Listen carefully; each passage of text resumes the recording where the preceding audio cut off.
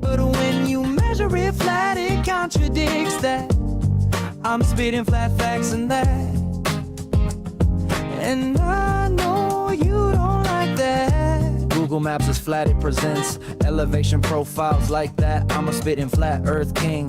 Sentence has a ring, doing my own thing. If earth was a big roast chicken, factually finger licking chicken. We just got the measurements missing. I'm spitting eggs and vegs, begging the question lesson. I've said it before, time after time. I'm the spitting flat earth king of rhyme. Welcome to Flat Earth Debate, Uncut and After Show.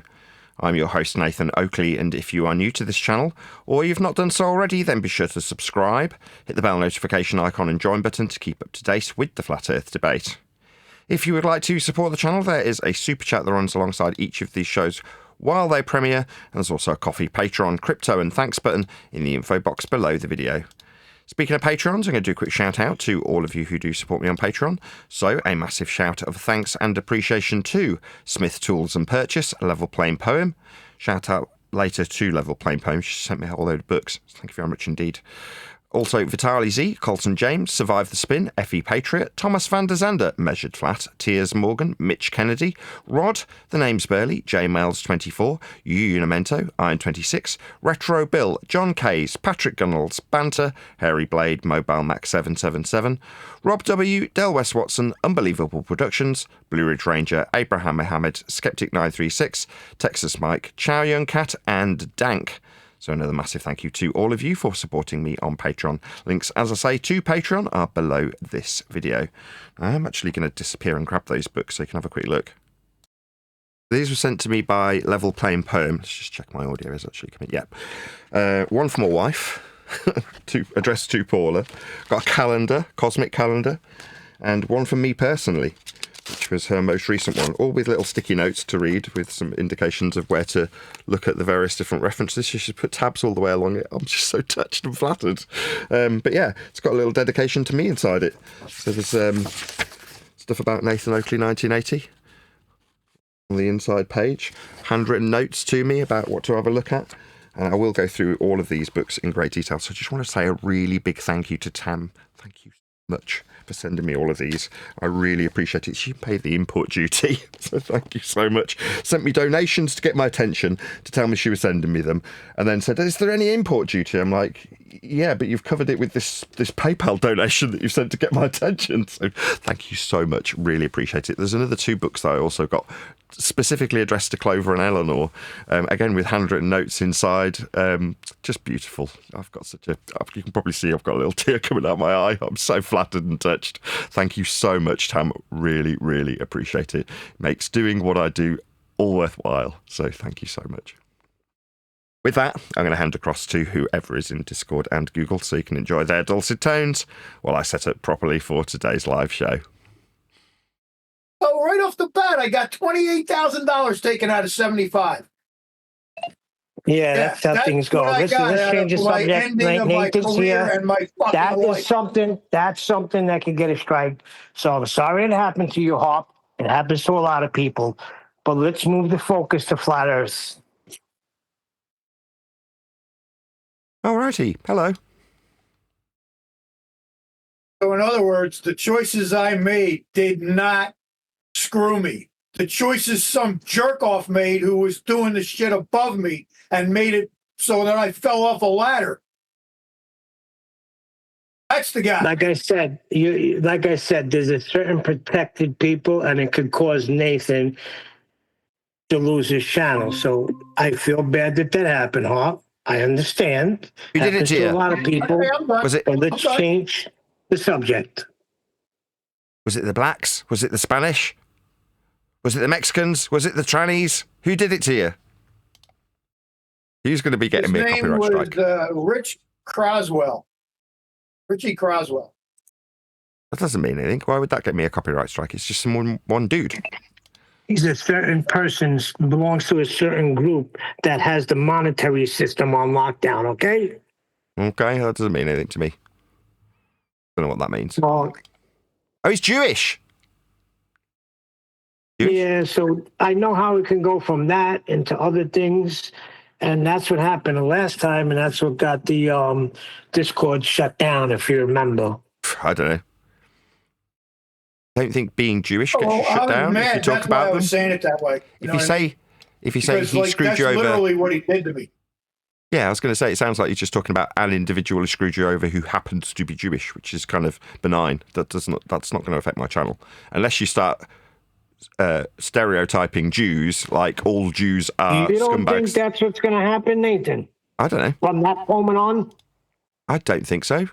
You're not going to stereotype Jewish people as all like this one dude, are you? Why would you do that? Because the conversation right before that, I was told to count my money. Learn how to count money, broke boy. Okay. Which very much shocked me from Stevie. I lost a little bit of respect for you there, Stevie. I mean, that is a well-known Jewish stereotype, though, isn't it? That it's exploiting just for humorous effect. If nothing else, it's amusing. But, I mean, it depends on your level of hatred when you spew that sort of stuff, I suppose. Anyway. Correct. Any flat Earth news today? Need to set up the show. That's what I need to do. Got some books, which I'll talk about.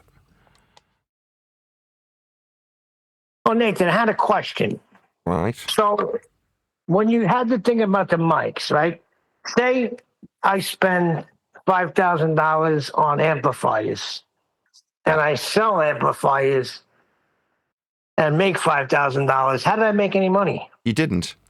If you buy something for £1 and sell it for £1, you've made nothing. Well, that's why I'm confused. It sounds like that's in the text. That's how I'm reading it. Right, what I've Your done, mics. I see what you're asking. You're saying if you've bought £14,000 worth of microphones, and that's in the buying column, and in the selling column, you've sold £14,000 worth of microphones, then you haven't made any money. Well, that's absolutely correct. What I've done is I've acquired about £2,500 worth of stock and about £3,000 worth of personal microphones. So in terms of what the money has turned into, it's turned into stock. The point I was making is that because I'm now got to work alongside my wife, I'm not going to be spending evenings sat looking through eBay listings to try and find a bargain to turn and flip. Well, there's a point where you're turning and flipping them so that you can take your original 180 quid, which is all the money I had in the world, and you buy a Neumann with it so you can sell it for 300. But then you've got more to invest in more microphones or whatever it is that this is just basic buying. You know, it's just you buy something, you get a bit of profit, and then you reinvest the profit into whatever it is you're purchasing so that you don't have to immediately take out a loan just to buy a load of stock. So, Yeah, I get that. Right. So I've churned or turned over, they call it, my £14,000 from a humble beginning of about 180 quid. So the starting point was me saying to Adam, look, I need money and I've got to start selling something because otherwise I'm going to not be able to pay my mortgage. So I don't know how it was ending up being microphones. It was just something that I'm, wanted to have something to keep my interest. Because if it's just random crap, I'll just lose interest with selling it really quickly. Whereas I knew that I could turn microphones into videos, therefore keep my interest in them, right? So therefore, I picked something that I could make videos about and churn. I thought I'd be doing it for 3 months, and my hope was that I'd make 100 or a couple of hundred quid a month in profit from just churning anything. Now, having worked in sales and retail and managed a pawnbroker for a while, I'm very familiar with turning, very little money into quite a lot of money through buying and selling. Well, I've done that, but it was harder than you think when the margins are really slim on second-hand microphones. So I think the end margin will end up being about 25% profit, which is fine. That's all right. The book will be better. Oh, is that on the doorstep? Oh, really? What is it? Sorry, something's just arrived. Very nice. I think I've just been distracted. I'll go on camera and unbox whatever this is without doxing myself, hopefully. So also today I got some books in from Level Plain Poem. So she sent me a whole load of books. So I gave her a rather tearful thank you because I was absolutely touched when they arrived, all with handwritten notes to all members of my family. So we all got our own book and a calendar, and it was all, personalised with little notes inside, addressing each of us individually. It was just beautiful, just so touching.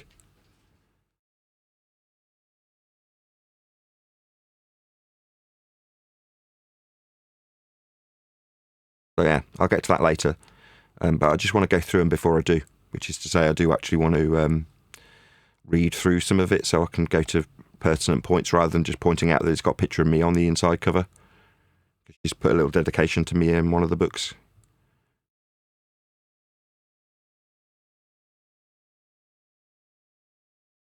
I'm trying to set up, and this is normally where you guys are chit-chatting, so I'm trying to do two things at once, and I'm male, so I can't talk and do it.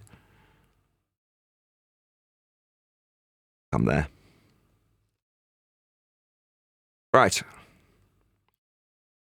I'll just open this box a little bit, and then I'll go on camera and show what's inside it once I'm into a reasonable level. Carry on as you were.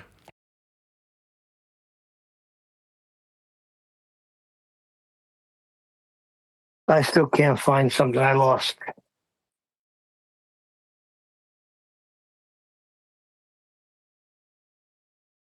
I'm making loads of noise. What did you lose, Neil? Keys.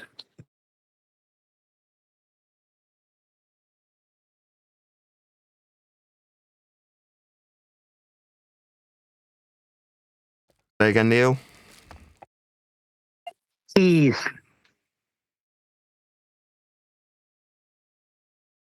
Can someone join in with Neil? Because I'm opening something and it's making a lot of noise and he's giving me like one-word answers.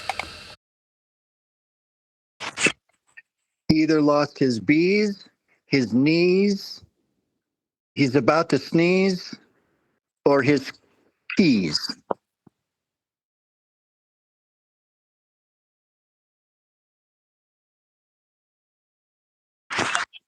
And it's been bothering him all morning, walking around trying to find whatever it is that he lost.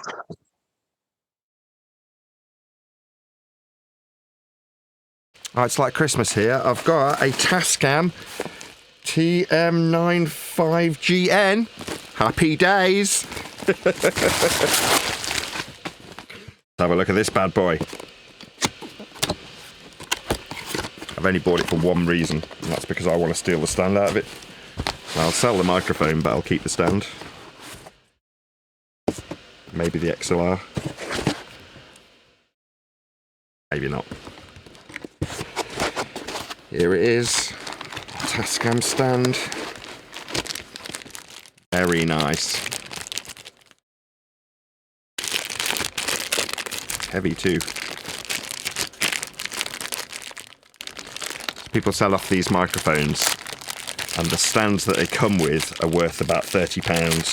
But because nobody wants the microphone, nobody's looking for the microphone, so they don't appreciate that this bit is worth £30, whereas I paid 15 for the mic and the stand.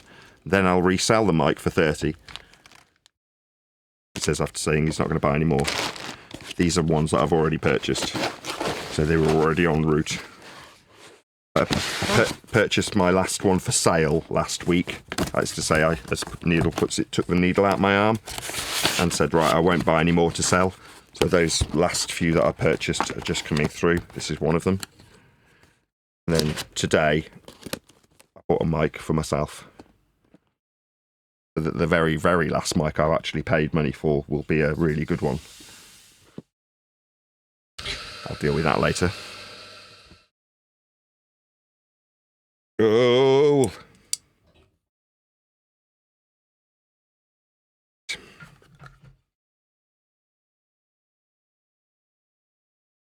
I'll shove in this.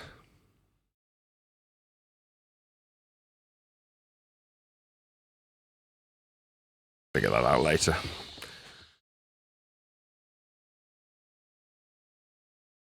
Well, I'm glad you're also chit-chatty when I need you to be. Very good, very good.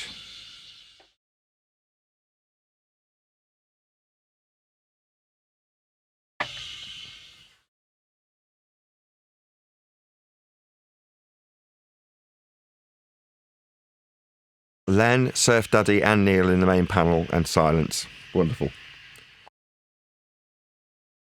I'm in a bad area. Can somebody else pick up the conversation? I've been trying to find my mute button for the past 20 seconds. So, over the weekend, or before the weekend, we were talking about the narcissistic response. What was it called? Anyhow, the narcissistic response thing. Is that something that's of interest today, or too heavy of a subject? That's my version of the feast of nonsense, if I'm honest. I mean, it is, because how people react and generally dealing with the psychology of people's behaviour is always interesting, right, in any capacity. But that's partially what I would call my version of the feast of nonsense. The two things that got me into Flat Earth, watching videos about subliminal messaging and videos about narcissism. And off the back of watching those two types of subjects, which, you know, that's kind of, they call it black pill, that kind of stuff, is on that line of conspiracy that was undoubtedly the reason why YouTube algorithmic went, yeah, Nathan needs dealing out some flat earth goodness when they presented an autoplay of Math Powerland to me, whatever it is, 11, 12 years ago, however long it is. And so, yes, it's interesting to talk about narcissistic injuries and how people react to them when they're narcissists. But it also isn't. You know, it's kind of feast of nonsense, isn't it? It's pseudoscience, it's psychology, it's DSM, Diagnostics and Statistical Manual. I'm currently digging up raspberries, so I can't really contribute at the moment. You know what? Digging up raspberry canes. Ah, okay. Dead ones, presumably. No, just to move into nice lines. Ah, fair enough. My wife, just before we started, the reason I'm so late starting is because she was like, her work had asked her to do a little video of the girls putting crowns on. I'm like, okay, for whatever. I haven't asked her, I haven't had a chance what it was actually for. But she's like, I was like, what are you going to do it with? She's like, I'll just use my phone. I'm like, no. I've got whatever thousands of pounds worth of microphones behind me. I'm not going to just allow you to go out and do it with your phone. So I rigged together a shotgun mic in a blimp, full on, like I'm on a TV set, like with a pistol grip.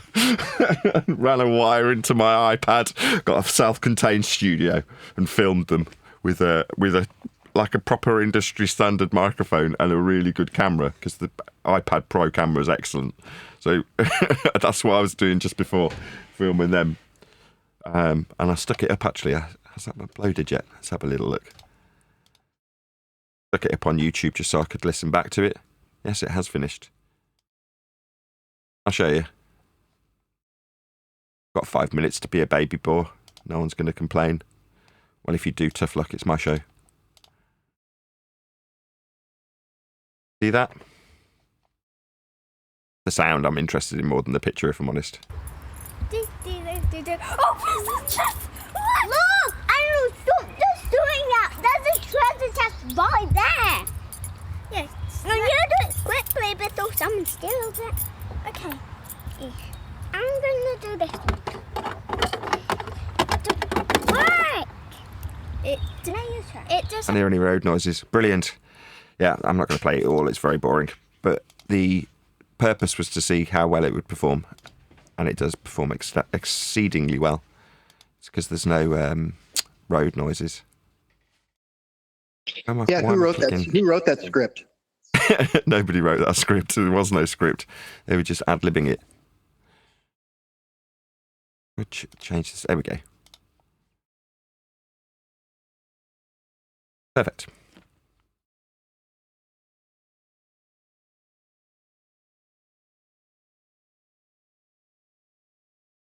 Where's my live screen? There it is.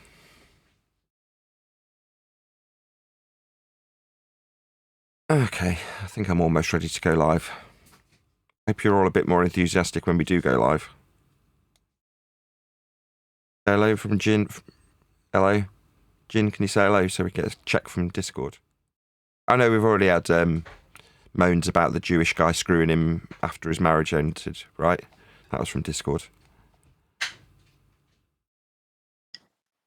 Testing, 1, 2, 3, 4, 5. I meant in the Discord server, nothing personal against hearing you, but I just wanted to hear Discord, but I had already heard it. Somebody had already spoken from there.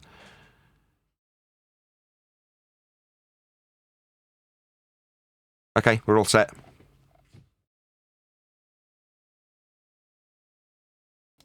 How are you?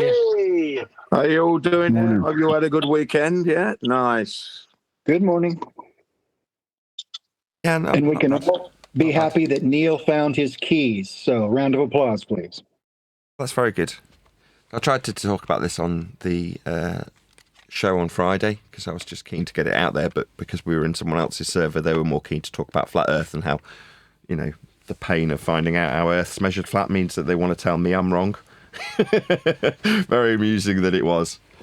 But yeah, so the book is almost ready. It's like needs my final approval on all the chapters, which means to say I've got to go through it now with my editor, that's my wife, and decide what's going to stay, what's not going to stay, if any extra anecdotal information needs to be added.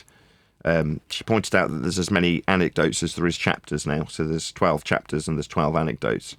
So you could kind of look at it as there being 24 chapters. She said it's not Deathly Hallows thick, but it's kind of Prisoner of Azkaban thick. And when she said that, I'm like, you mean it's a properly sized, chunky book? I'm like, brilliant. That's exactly what you want. Good value. If it's going to cost 30 or 40 quid at retail price, then I want it to have a substantial amount of actual text in it. You know what I mean? As much as picture books are fun, and I'm sure there might end up being some diagrams in there. For the most part, it's going to be very text heavy. But that's good. You know, there's a lot to talk about in it, and I'm very pleased with that.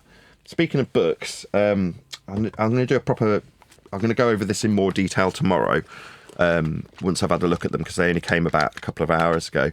But one of my patrons, Level Plain Poem, sent me a whole bunch of books that she's written. So I've got the Flat Earth Fun Facts, I've got a calendar, I've got Level Plain Poem, Flat Earth Fun Dimensionals. Right. Anyway, all of these I'm going to go through with my kids. They've got both got a book each as well. All with little personalised notes from her to me, to my wife, to Eleanor and to Clover on the inside page. So she's handwritten out sort of, here's a book for you, Eleanor. It's of your comprehension level. It's a little bit more complicated than the one for Clover, and things like that, just pointing out what the books are and telling Eleanor that she's appreciative of what I've done for her. And I did a little thank you at the beginning of the pre-show as well, and it literally brought a tear to my eye. It's just so flattering when somebody does something like that and then goes out of their way to send you the books that they've produced, and indeed paid all the import duties. So she paid all the fees to get them into the country. So Tam, thank you so much. I am overwhelmed and so flattered. So I haven't given them any time yet because they've only just come. So I want to do a proper job of actually going through them and talking to camera about those books. I'll go through the ones that my daughters have got with them once they've read them, which they will be doing now, I assume. And indeed, my wife and myself will go through the books that are specifically personalised and addressed to us as individuals. So Tam, thank you again. It really is appreciated. So that's Level Plain Poem. And yeah, the only other thing that I wanted to talk about was, again, what I tried to talk about at the beginning of Friday's show, which is kind of the end of an era, a 1 year era for doing microphone sales. It's supposed to be a couple of months, and for every one of the months after those 2 months that I thought it would take to just get the book out last year, there's been a month-on-month event where I say, that's it now, no more microphone sales, because the book will be out ever so shortly, and month after month it didn't. Whereas now, on the 8th or 9th draft or whatever the hell it is, I'm definitely getting close. It'll be about Easter when they come out, but it means that I haven't got any more time because I have to work alongside my wife now instead of her being autonomous. I have to give up buying them at the very least. I can't give up selling them. I still need to pay the mortgage, unfortunately, until the book comes out. That's the whole purpose of doing the book, you know, to keep my mortgage paid because the ad revenue dropped from YouTube. So temporarily I've been selling mics, but temporarily it's turned into an entire year of selling microphones. And I've kept, for my accountant more than anything else, a spreadsheet, I say spreadsheet notes that are terrible, on all of the mics that I've bought and sold. And I've turned over about £14,000 worth of microphones. And each time I've done it, I've bought incrementally more expensive microphones as I've gone along, from buying literally, with the exception of the very first mic that I bought that I just did loads of research on, and then, God bless him, my favourite friend ever, Adam Meakin, went out and picked up a Neumann microphone that was handheld for me from his neck of the woods because I saw it on Facebook, and I needed somebody local to the microphone to go and collect it for about 180 quid, and it sold for almost 400. So that gave me enough money to start off with, because I didn't really have the 180 scraped it together. I think I borrowed some money off my mother, and then ended up getting the piss taken out of me by conspiracy cats for exactly that. It's like, you've been doing YouTubing for 10 years and you've got to borrow money off your mother to buy microphones. I'm like, yeah, that's censorship for you. Doesn't matter if you put 10 years and 2,500 videos into YouTube. If you're covering a subject that they don't want the public to know about, it's going to be a struggle. But, you know, this all links back to things like my Patreons giving me money, people who support the show giving me money. That's kept me going. If it wasn't for the people just giving me direct money, I wouldn't be able to do what I do. The ad revenue simply doesn't cut it in that regards. And it got worse about a year and a half ago. Hence, you know, me having to do microphones after it being bad to begin with, and somebody going, well, if it's that bad, why don't you write a book and that'll bring in some revenue? So all of those things are coming to a head about nowish. That is to say, I've stopped buying. I'll obviously clear out the last 50 or 60 microphones that I've got currently available on eBay. And once they're gone, that'll be it. There'll be no more microphones to sell or make videos about. One just arrived that I purchased last week, just a moment ago, in the pre-show. But other than a last straggly 2 or 3, maybe, microphones coming in that I've already purchased, there's no more evenings sitting buying them, because I'll be doing the book with my wife. Then Easter will come out, and then it'll be nothing but book promotion. So again, rather than selling mics and boxing them up and going out, I'll be promoting my book actively from that point forward. Hopefully finding some people to sell it alongside me, take part in the affiliate program. That'll be my main focus from the moment it's finished, basically. So again, that brings that particular year of my life to a close. But I've learned a lot about microphones. It's kept me in maybe £200 to £300 in profit each month, and that's kept the mortgage paid. That little top up, along with stopping smoking, has kept my mortgage paid for the last 12 months, along with people giving me money, as is always the case. So it's just been an eventful year from it's actually February, but from last February till now, which is when I started doing that. It's just been a stressful but also very enjoyable time. So Neil in the pre-show was saying, well, if you've bought 14 grand's worth of mics and sold 14 grand's worth of mics, how have you made any money? I'm like, well, I haven't. I've got about £2,500 worth of stock. I've got about £2,500 worth of my own microphones that will sit in a cupboard until such a time as I need to sell them again. In other words, a time that I'm very poor. And then they'll come out and I'll just set up a shop again if I have to, you know, with a whole bunch of stock that I've acquired over the period of the 12 months that I've been flogging them. Like, I've kept one for every 10 or 11 or 12 that I've sold. So you basically juggled the whole time. Yeah, so I started with about £100. I borrowed the rest, bought one mic, turned it into profit, and from there I've churned 14 grand from the first initial 100 quid, which is all I had in my pocket at the time. That I'm like, I need to do something to buy and sell and earn some money. Well, like with anything, it's like a business. Although my business is actually YouTubing, that's what the accountant actually accounts for. Nathan Oakley, lowercase, buys microphones for his own personal use, and then Nathan Oakley, uppercase, essentially rents them from Nathan. It's all bullshit that accountants do to save you money on tax, but you know, my accountant's good. She knows what she's doing, and that's what she's told me to do, so that's how I've done it. But the point is that to generate any money, if that was my sole business, it takes about a year to get to the point where you're actually into some profit coming back to you. And sure enough, after about 9 months, 10 months, that's when I actually started to see profit that would stay in my bank. But now I've got enough stock so that over the next month or two, while the book's being finished off, everything I sell will just stay in my bank. In other words, it's not like it's all pure profit, because obviously everything I've got has cost money as I've churned it. But I get to keep all of that money as it just gets turned back into cash. And, you know, it's worked out that I end up approximately earning maybe £200 a month. But based on the profits, that's how much it'll have earned me, which is enough. That's how much I wanted it to earn, £100 to £200 a month, to cover the loss in ad revenue that I'd suffered. And that was like, shit, I pay my mortgage with that. I need that money. So what can I do? I've got to sell something. So microphones became it. And what surprises me, right, is when somebody sees the microphone video, this is probably true for all YouTubers, right? they get told, go and get a real job. You're like, what do you think this is? Just because I'm not sat in a shop doing it. So when I was on the local high street in the pawnbrokers in Cash Generator, managing that store, that's all I did. And I did the same thing. I produced videos. If you go back on Nathan Oakley channel far enough, you'll find that pre-Flat Earth, I was working in a store producing videos, and it was of phones and roller skates and whatever anybody had bought in to turn into cash quickly that we'd bought and then needed to sell when they didn't come back and roll it over, like pawnbroking. Anyway, that process was no different to what I'm doing now. But obviously I was just standing in a shop with a corporate jumper on that said Cash Generator on it and telling people what to do and telling them off for taking too long a lunch, right? Managing, basically. Now, that process was, like I say, identical to what I'm doing now, but no one would have turned around to me as the manager of a store and gone, go and get a real job. You know what I mean?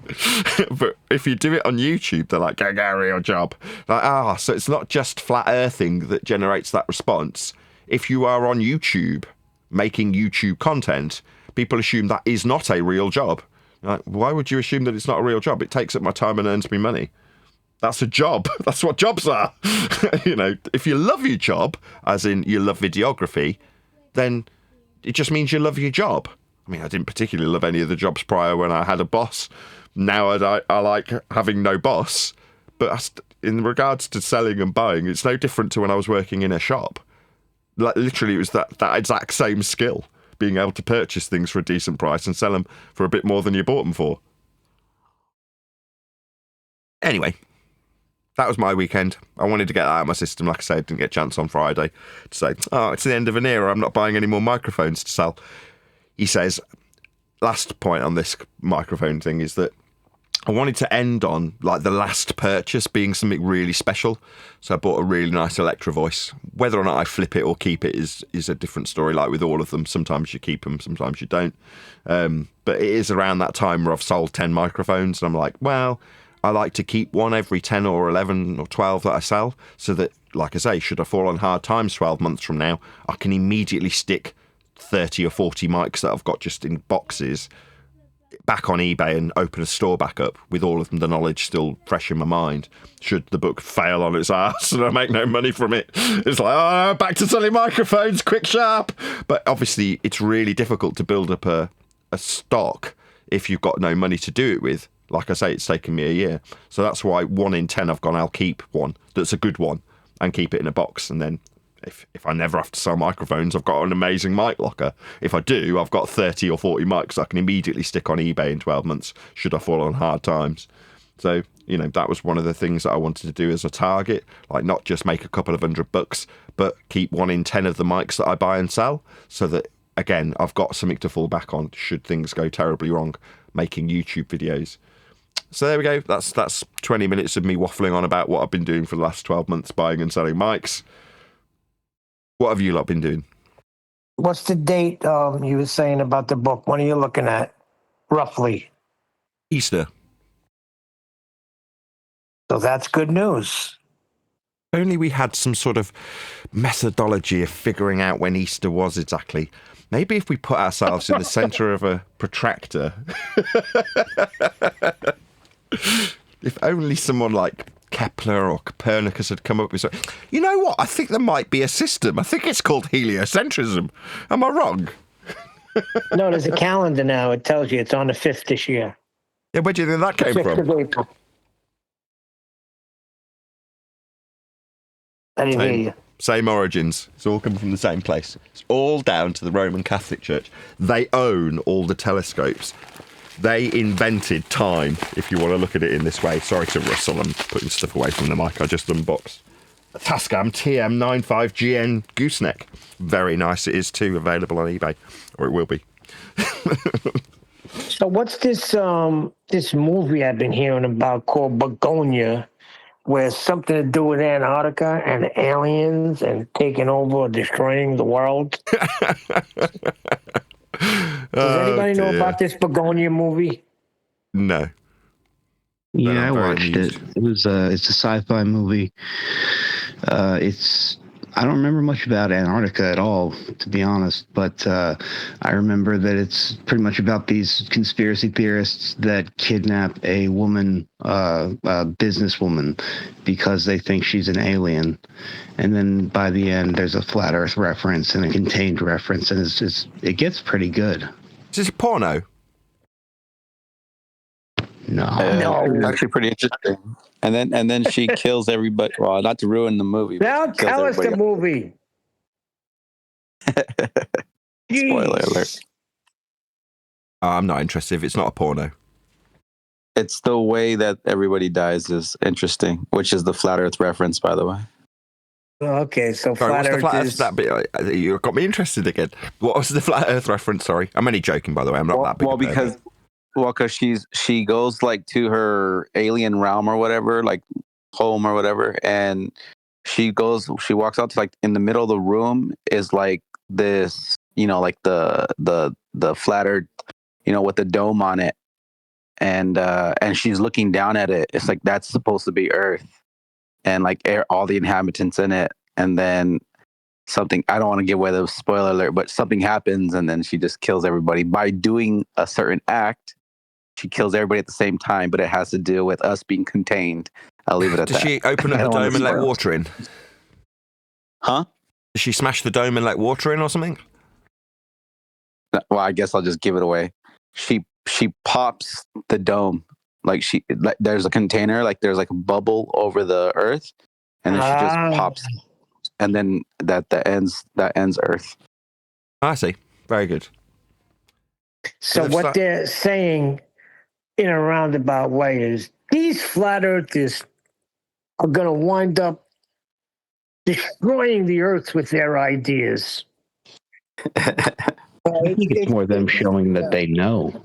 It sounds, well, they're going to propagandize it. I said this 10 years ago, right? As soon as flat Earth becomes commonplace, all of these systems are just systems of control for whatever reason that they are in place for whatever methodologies that they want to utilize for that purpose of control. Now, at the moment, it's heliocentrism. In 1984, you've got the scene where Winston's being tortured, and the guy says words to the effect of, we could make the stars close or we could make them far away, whatever our mathematicians decide. Now, that sentiment is true whether or not they decide to brainwash you with being in a contained bubble that could pop at any minute and let the heavens waters in to drown us all, or an infinite soup of nothingness with infinitely distant stars based on Keplerian and Huygens derivations. Now, the outcome's the same in terms of what it's designed to do. Keep you scared. The best control ever is fear. Keeping people scared is the best way to keep them under control. So that's what they do. This is no example. There's no different in an example when they take away elements of space, like they did in The Matrix. Matrix has no space propaganda in it. If you go and watch any of the Matrix movies, there's no planets, there's no transition, and if you stack it up alongside other things that are being done at the same time, like Men in Black is overtly heliocentric from the opening shot where it zooms down from the macro to the micro, or whatever it is, from the big to the small, and they show at the end an alien taking a bag of marbles out, which has contained all of our universe and solar system on the scale of Kepler and Huygens, right? Well, you compare that to the movie you're describing, and indeed The Matrix, where they're very much just dealing with the world as a plane as it presents itself. Occasionally they'll dip above the clouds to see the scorched earth, but that's about it. There's no flying out to different planets. It's all self-contained in those movies. And from then forward, there's been other examples of adverts and TV shows and various other things. That's true for ages, actually. Even V from like the 70s was doing that, wasn't it? Showing the world in a dome. Anyway, the point being that... but go on. The fact that Curvature was saying the other day, though, what's the difference if you come to flat Earth so you don't have to worry about getting hit with an asteroid? But what about our containment being violated? And this is what it sounds like this movie's doing. It's breaching the containment, and everybody dies. Yeah, so long as everybody dies and you can be scared by it, then there's a reason to keep you under control with it, right? It doesn't matter if aliens, and I've done this for years as well, right? They'll all be familiar with me saying that the offing out towards the horizon used to be called outer space. Well, when we found new cultures, new people, that's where we found them. And what do we call them? Aliens. If they're coming over here and they are in your bit of the woods, then they're called aliens, right? Well, that's where the term comes from. Well, if you have aliens out towards the horizon that are of advanced societies when they have an infinitely expanding plane rather than an infinitely expanding sky, what's the difference? There isn't one. In other words, it doesn't make any difference where they have the beast from beyond coming to get you. It doesn't matter if it's coming from a sky vacuum or from beyond the offing, otherwise known as the horizon, in new lands that potentially could be, discovered like they discovered them pre-heliocentrism, before the maps were laid down in a globe. I say in a globe because you can't be on a globe. Remember, you're measuring the angles with respect to a plane of reference to achieve the maps in the first place. Earth's still measured flat, even when you describe it heliocentric. So yeah, tomorrow I'll go through the books that Level Playing Poem has given me. I'm sure everyone will enjoy me going through various different sections of that, especially the parts with me in. Yeah, about your book, though, I put the Nathan, 2-second ending in the side chat. Hold on, Jim. We'll just round out this and then we'll get back to my book in a sec. Go ahead, whoever that was from Discord. I was saying I put the 2 or 3 second video in the side chat of Discord if you guys want to see what I was talking about in regards to the Earth and the dome. Is it like a clip from the movie? Yeah, it's like 3 seconds or 2 seconds. Can someone grab that and stick it in Master B, and I will play it if it's only three seconds and it's encouraging people to go and watch the movie. There's a good chance I won't actually get a copyright strike for playing it. But yes, I would like to see it just to get an idea of the quality and so on. Go ahead, Jin. I was going to say, yeah, about your book. You said you've got anecdotal chapters and then 12 other chapters. Now, what's the content in those chapters? What will it be like? Housekeeping. Oh, okay. Right. Brilliant. Excellent. Thank you. Yeah, yes and no. I mean, that marks the end of that chapter of doing flat earthing. So at the moment, I don't even barely do the housekeeping questions anymore. But getting it down in a book format to sort of document that period of history, for me personally, is useful, if nothing else, to mark it and then move on from it. See a lot of it as feast and nonsense, or I will be when I'm reading it back. It's not exactly familiar to me, having not looked over it for a couple of months now, while my wife's been working on it, formatting it. So yeah, I don't know. Housekeeping's great and all, but it's redundant now. It's not needed.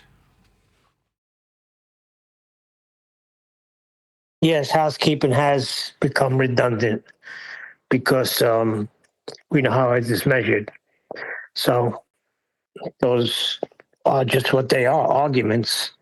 And it was never an argument. Just took us a while to realize it. But now that we have it, we can continue to promote that with everyday people doing everyday things and measuring Earth flat. Ha ha! And everyday people. Every day.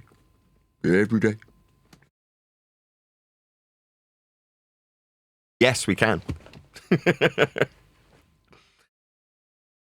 Yeah, I'm looking forward to promoting my book, and I look forward to the next 10 years of doing flat earthing.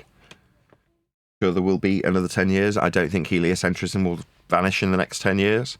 It'll take at least a couple of generations for that to be the case. By the time we're toddling off this mortal coil, I would imagine that there'll be a transition in full effect by the time we're all dying out. So anybody who's like, this time next year. Go ahead. Sorry, I was just going to say, you got your kids, right? And you have other people, their kids are learning. So that's going to be the next generation that comes in. So yeah, I'd say 2 or 3 generations. Yeah, I'd say that. That clip is now in Master B. I posted the clip on Master B. Oh, thank you very much, Arthur. Anybody disagree with our timeline? We're saying a couple of generations before the heliocentric foothold starts to fade out. I think we were at its peak. As history documents heliocentrism, we will be described as the peak. Most people will be under the one world religion of heliocentrism currently, all the way through to the Far East. But the land of the rising sun's only had heliocentrism for 150, 200 years. It's not very long. That was one of the last things that 10th Man was going through before he toddled off because his wife was terminally ill. But he was looking at how recent it was for the Chinese in terms of their navigation systems. They've really only moved over to heliocentrism relatively recently. This doesn't want to... How do I get it to... it just only wants to play in Master B. However you've uploaded it, I can't use it. You've kind of uploaded it as a clip to play in Master B. I think Eric Dubay did a 5 or 10 minute treatment on the whole movie, gave spoilers and everything, and basically the end of it shows what that shows there in that 3 seconds. I can't pop it out. I can't pop it out from Master B. That's also, it's in a tiny little video on Master B with a load of people that I don't want to dox on screen, so I don't really want to put it up on screen. No, maybe I'll look for the Dubay video, and then we can link to that, and then you can just scrub to the end of it. Hold on. Yeah, it's given me the option to download it. I don't want to do that either, really. Anyway, yes. What's the name of it? Well, Begonia is the name of the movie. Begonia. And it's with, what's her name? Is it Emma Stone or whatever? She's been in a ton of freaky movies lately. And she just plays a businesswoman that is like the perfect businesswoman. So this takes in so many conspiracies because she is the resident alien. She's the alien that no one knows is there. She's the reptilian kind of creature or person. She's the hidden alien that's living among us character. And then she gets kidnapped by 2 dudes who are conspiracy nuts, and just they portray them as just backwoods living. They're out there to expose the truth, so they kidnap her, torture her, sort of, and try to get her to admit that she's the alien. They know she's the alien, and she finally says, "Okay, I'm the alien. Now what?" And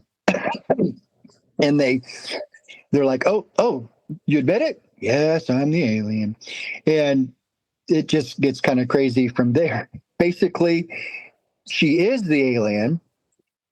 She is able to finally contact the mothership, and at the end, she has to decide what to do with this planet that they've been watching for thousands of years.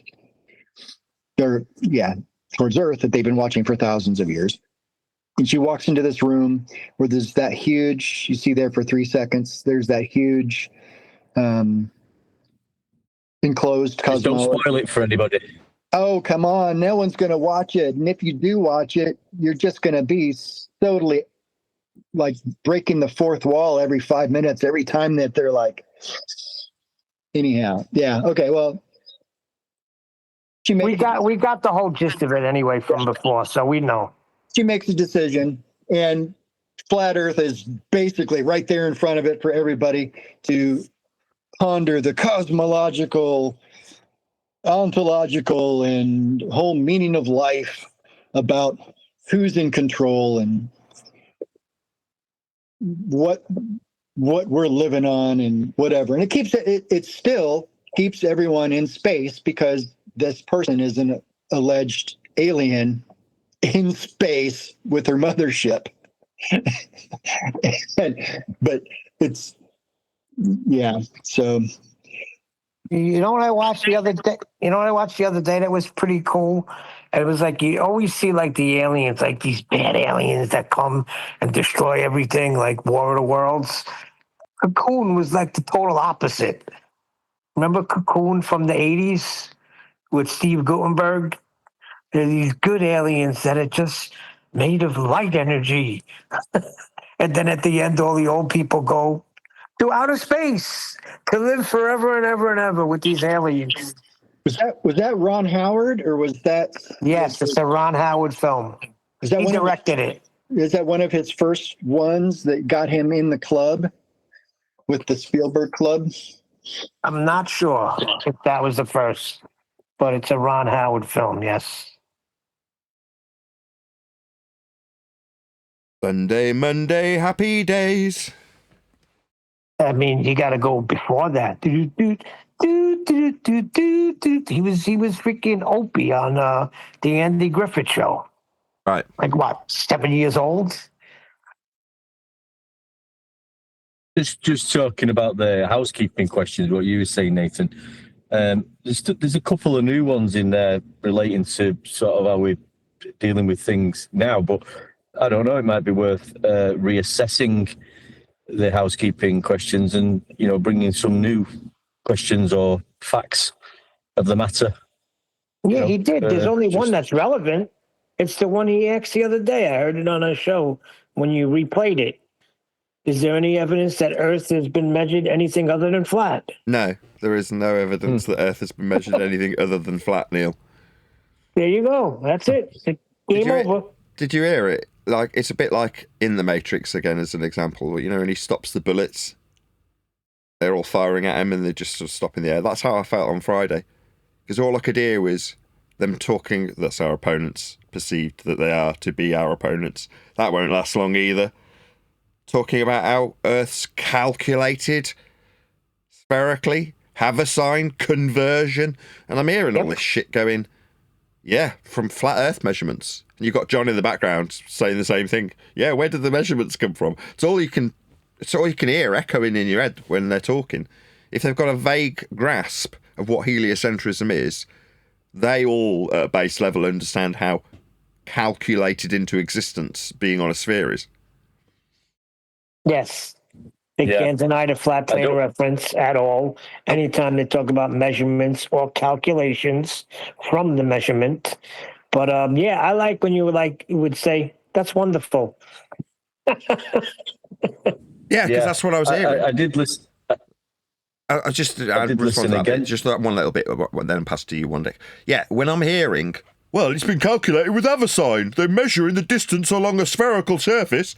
You're like, no, they're not. They've calculated it into existence based on flat plane measurements. That's how they've measured Earth. And again, if you deny how flat Earth is measured, you'd have to deny the Haversine conversion itself, because it's come from those measurements. There's no getting around it, in other words. You can't calculate into existence sphericity unless you've got flat measurements to calculate it from. And they all know it.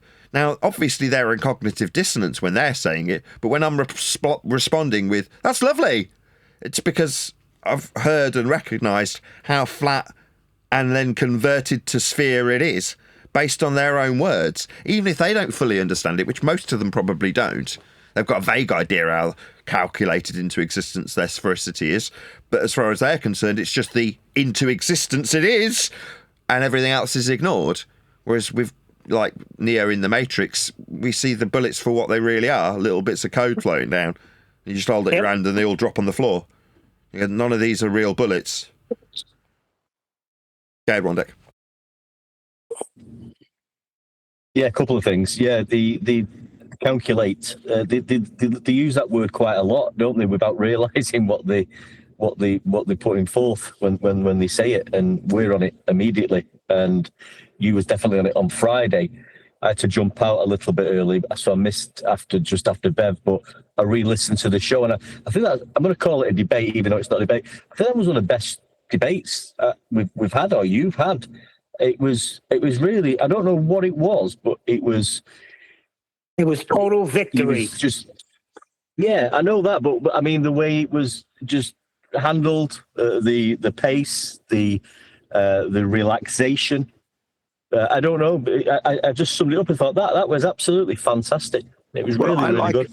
One deck, if you have like a kid, right? Say, yeah, you ever see those little cartoon spoofs they do where there's like this little kid trying to punch at like an adult is just holding him back with his hand, like on his forehead. Yeah.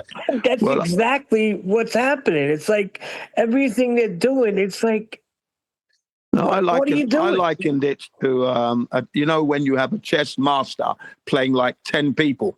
That's what Nathan was doing there. It's like a chess master on the clock. Boom, that move next. Boom, that move. So all the assertions they were making were being handled just calmly. That was good. That's how I likened it. Good, I've Thank stopped you. caring. If you want to know the truth, why is it like that? It's because I couldn't give a crap. Previous years, I've concerned myself, right? And it's got ever less important to me over the course of 10 or 11 years, right? So back in the day, you go back and listen to the debates when it was about the Isle of Man, how what was happening was being perceived by the audience and by my own internal crew was extremely important to me. And if something didn't go our way, it was devastating. Now, who gives a crap? Does it matter if anybody watching or anybody during the discussion on Friday doesn't get that it's flat? Will it make any difference to how Earth is dealt with at all? Nope. So who cares? We're at that point where I couldn't give a toss. It is fair to say that you had to go through all that emotional roller coaster ride to get to where you are today. You had to do that. That's how you got to where you are now. That's the psychology of your learning your journey. Don't ever devalue that because it's very important. I'm not going to devalue it. You're right. There's a learning arc that you go through. And at the point of enlightenment, you go, oh, right. So the majority of it wasn't much use. Wasn't actually that relevant. I mean, there's another microphone example, right? Right. If you're into audio of any kind, not necessarily microphones, you go through all sorts of stages of learning about what's what. And I remember watching a guy talk to an engineer from Abbey Road, and he was like asking him, well, how'd you get this tone and how'd you get this beautiful timbre of sound from it? And the guy said something to the effect of, you point the microphone at the thing that makes the sound. And that was it. That was the end of his explanation. He just dissolved all of the nonsense by saying, you point the mic at the thing that makes the noise. And it's a bit like that for us now, where you just measure Earth and then you know how flat it is. It's like, there's really nothing to it. It's really basic. No, but to speak to what Jen is saying, I get it. Nothing's wasted. But what happens, let me put a comparison together, like in what I could try to communicate with you guys. In the flooring business, you go through this 5-year apprenticeship. But then on the way of learning how to install floors properly, you find shortcuts. And when you find these shortcuts, you teach them to the next apprentice so they don't have to go through everything you did. You just teach them the shortcut. Hey, let me save you a lot of time. Boom. This is how you do that. You don't have to go crazy measuring this and measuring that. Take this off. Nope. Here's how you do it. So the shortcut we learned is it's all about the measurements. So we could stop people having to go through all the crap that we went through and take them right to where it counts. Right. The measurements. Exactly. You don't need all the stuff that we've gone through, but you have to have an appreciation of all the things we've gone through, because otherwise you wouldn't recognise when day one you tell next man, us now, well, it's just measured flat, it's not that serious. And then they go into a debate because they're not 100% confident in what they now know. And before you know it, their opponents are using words like sea level, surface level, eye level. They're using all these things because they're required in their axiomatic measurements of Earth to extrapolate out a sphere thereafter. But if you don't know that just means it's flat, because that's exactly how they're measuring it too, you hear them use it and go, so when you use sea level, that's okay on a ball. And they go, oh yeah, curved sea level. And you go, oh right, I see. You don't recognise that that's stupid and violating an axiomatic principle that must remain true for it to work. If you don't know that, you don't know that. And we didn't know that when we got here. We hear our opponents using sea level 10 years ago, and none of us stopped and went, hang on a sec, is that sea level? Level then? No one did that, did they? And if you did, something where there would be like a moment of silence, but then everybody just moved on. Yeah. It's weird. Yeah. Yeah, no, I'd have to say with the flat earthers that I rolled with, we just said no. When they said sea level, I said no. We knew that instantly that was a wrong, because you're talking curvature. You can't say sea level. Level is level. So no, I totally disagreed with that. Very argumentative I was in those days on that particular thing. It really annoyed me. That's not what we're saying, though. We say the debate can continue if the opponent puts an opposition to that point. You say, oh, well, you can't use level. And they go, yeah, we can. It's, what's the one that you used? Perpendicular to the vector of gravity. You're like, oh, right. What, perpendicular at 90 degrees to a downward falling object? Yeah, it's still a flat plane. Now, not all objects fall, and you've used this word that suggests they do to be provocative. But we know that from 10 years of experience. But what's the critical detail? The perpendicularity. When they say perpendicular to a vector in the downward orientation, aka gravity, you go, right, so you need perpendicularity then. Yeah, you need a flat plane, because they do. But like I say, we didn't know that 10 years ago. If they're saying downward to a vector, and it all sounds very complicated, and that means that it's curving. Not if you want perpendicular to hold true. Yeah, nobody was arguing that when they said downward vector. Nobody was saying that. It's that we know it now through the experience. Yeah, we got that about 3 years ago. Refracted curvature went through it. It's like, well, they need a flat plane for gravity. Both kinds, Einsteinian and Newtonian. They're still describing perpendicularity to a plane of reference for a downward orientation. It doesn't make any difference if you're describing the world hurtling up at 9.8 meters per second, or something falling down with a force that's being pulled towards the center of a presupposed spherical Earth. Both descriptions, if you describe the sphericity, violate the axiom that's being used in the description, because it's perpendicular to a plane. It's a downward orientation. Down, forget about everything else I've surrounded the word with, requires a plane. It's tied intrinsically to horizontal. And again, 10 years down the line of the subject, you know this. If you're watching my show. Not everyone. But you know this, and then you can just say, well, that's it then. That's the end of the discussion. Either you accept that we can have perpendicularity. You can have it. Okay. Perpendicular to a downward vector. Okay. I'm not suggesting that means all things go to the ground. They don't. Look up at the clouds. But we still need the perpendicular bit if we're going to describe the measurement bit. What's that? You need it to hold true to convert it into spherical excess. Okay. Good for you. Convert away. That's wonderful. That's wonderful. Yeah.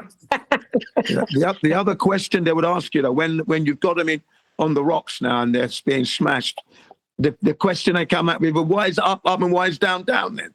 Who cares? Yeah, exactly. Who cares? Exactly. Go and ask God is what I used to say to them. Yeah, it's just a red herring, isn't it? To take away from the fact that they need perpendicularity to start their process of Earth measurement to eventually end up in a sphere, like on screen now, to suggest that if you wrap a map around it, you can be on that map that isn't functional in that manner. If you're describing degrees, like with latitude, or the arc through the protractor that the angle's measured with, that arc for the angle description of a degree of latitude isn't where the map resides. Now, you can convert it, you can put it on there with haversign, and then suggest that Google Earth is using those for the distances. After the calculation's been done, after the conversion's been done. Conversion from what? Well, arcs taken from flat planes to stars to produce the maps, or horizontal distances, all of which is an axiomatic requirement of a flat Earth for the measurement to begin the process. Now, like I say, you deny that, it's lovely. You want to deny your use of a flat Earth to produce this system. Okay, just deny it. I don't care. What's that? You don't want to deny it. You want to accept how flat Earth is to move forward to make a ball for yourself to believe in. Okay, that's fine too. Do what you like. It other was words, I don't funny care. because every time you would say, "That's lovely," or "That's wonderful," I could feel them squirming because they had nowhere to go. It was wonderful.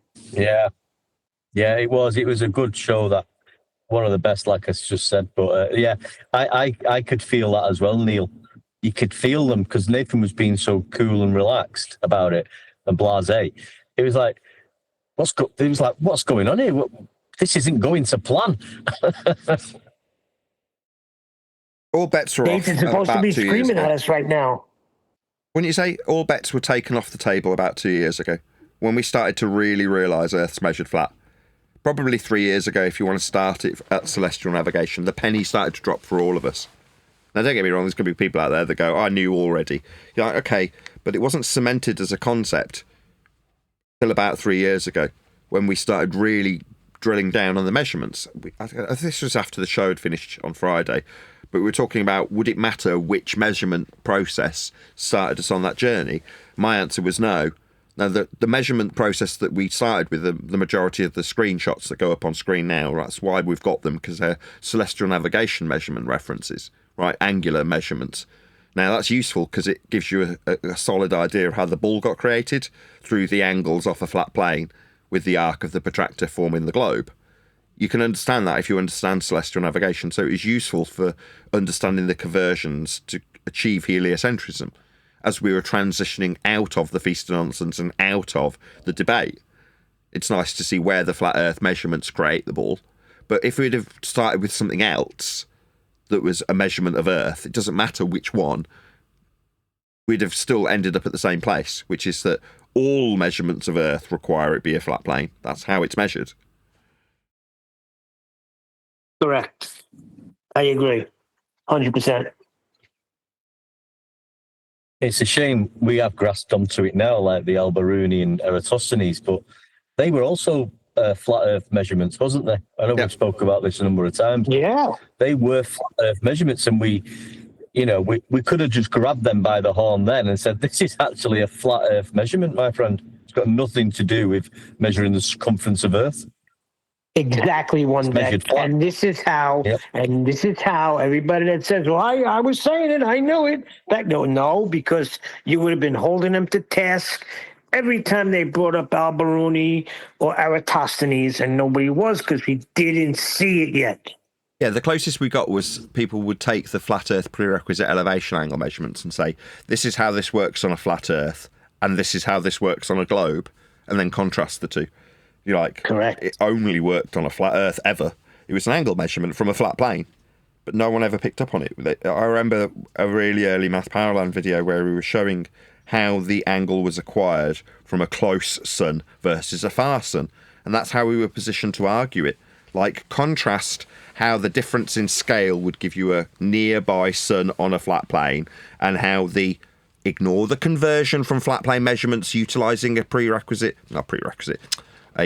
presupposition R value would give you a distant Huygens-based calculation for the stars and the sun, therefore far away. And then you contrast the two. That's how we'd argue about it. Now we're like, well, this is an angle measurement. That's the end of the discussion. What do you mean, whether or not the sun's close? Who gives the tiniest of shites? Right, that was another trick too, because, well, hold on one second. That was another trick too, because remember the well, how Tyson said, well, it could be, it could work on a flat plane too. So the wells really don't mean anything, right? With a closer sun. But everybody missing the fact that, how'd you get those measurements in the first place? The thing is, as well, they now realise this, as I found out from Dave McKeegan when he didn't want to talk about that measurement because he knows what that measurement is. It's an angle measurement from the surface of Earth. Also, Sogbuster, whatever he's called, I was having a little back and forth with him on the keyboard a few weeks ago, and again, he wanted to talk about everything else except for that. I wanted to talk about how the Greeks measured the Earth, and he didn't want to talk about it. And that's fantastic to me, that they're realising that what was their so-called globe proofs is actually flat Earth proofs. It's fantastic. So something that they constantly went to, now they don't want to go to it once it demonstrates how Earth is flat. Very telling. No getting away from it. I mean, sidestepping the measurements and talking about the conversion after the fact. Like, well, all you're going to do is ask them, well, how did you get the measurements to produce this system? If you're going to describe Earth in Google Earth and say, all right, well, according to the subtext that they've got, the disclaimers say that it's all done on a ball Earth. Okay, well, what was measured? The answer is a flat plane and horizontal distances. Like, no, but we convert it. We've got Haversine. You're like, okay, that's lovely. But we're measuring Earth flat to convert it to a sphere.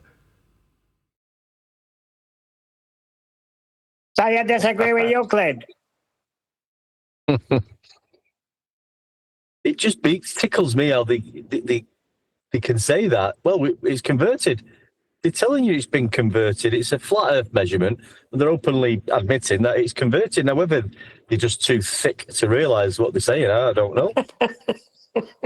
I'm in Oregon. I see the sun going right and left, and my friend in Florida sees it going the other way.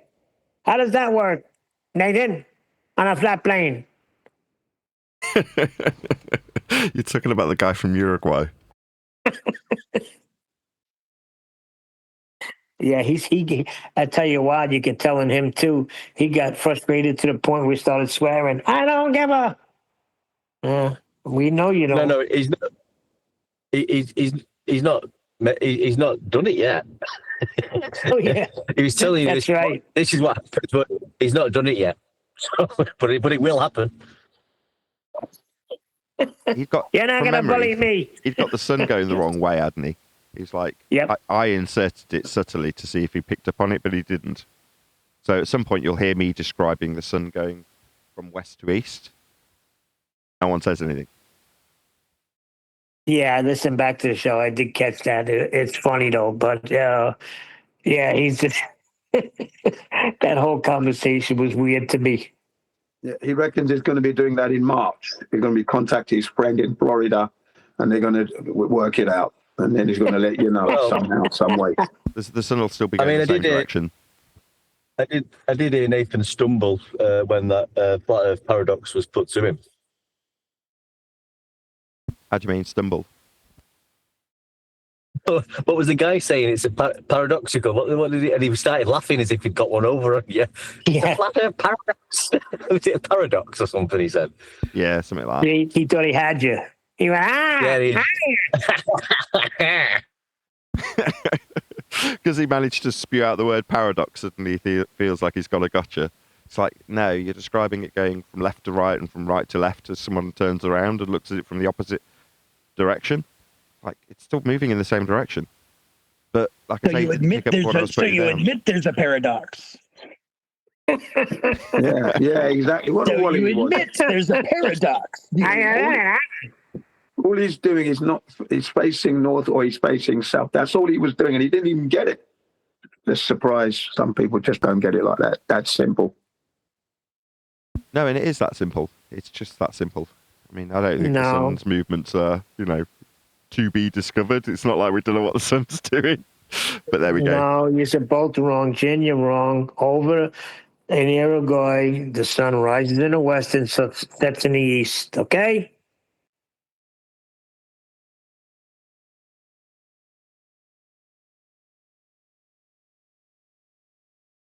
Beth made me laugh as well because he's in about directions, distances, giving all the flat Earth. Left to right, right to left.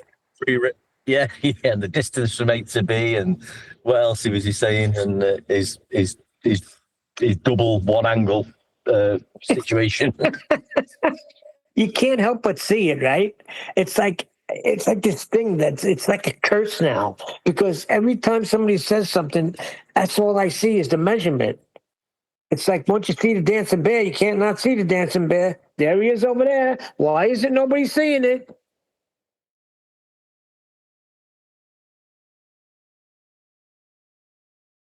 Yeah, you can get back to the measurement with probably Well, definitely every third word they're going to use, probably. There'll be some reference to a horizontal constant there somewhere, without a doubt. There'll be some reference to mean sea level. There'll be something that they say that, boom, it brings you right to the measurement. And you know why? Because they have to. How else are they going to describe it? Can't describe it any other way than what it is. It's just a calculation, Neil. What's your problem?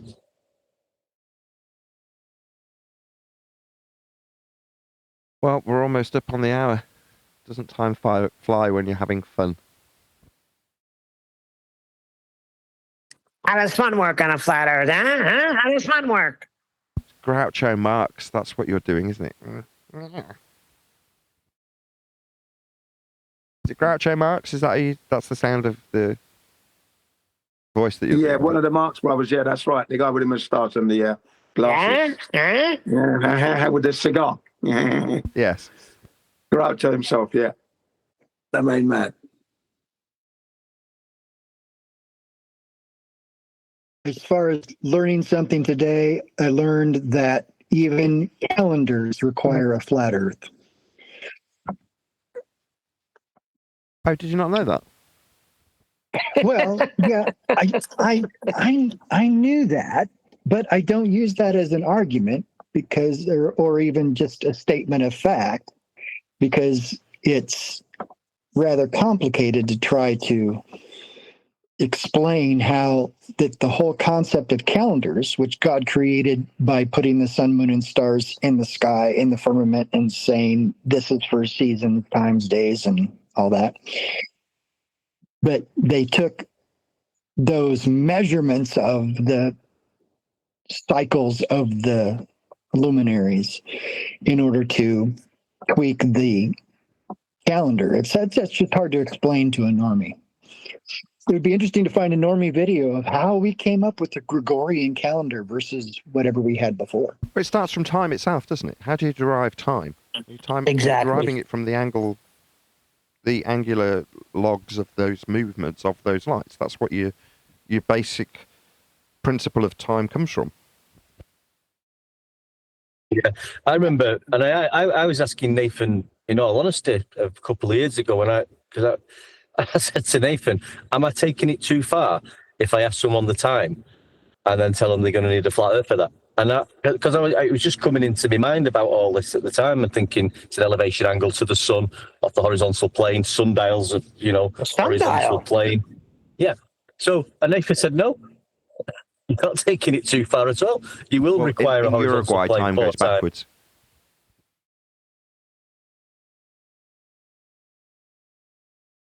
What'd you say about the Uruguay? I said in Uruguay, time goes backwards. The sundial goes the completely opposite way. The plane. You're still going to need a flat plane for that backwards time.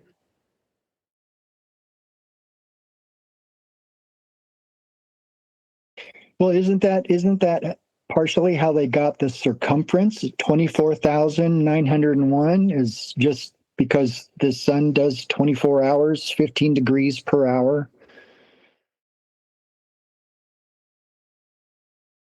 Or did the circumference come from calculating the radius first? What circumference? Circumference of the globe. I'm trying to make a point here. Well, that's why I don't get into this 69 equals pi, whatever they say. Pi 2 pi plus pi equals 2. squared. Yeah, nonsense. I don't even get into that.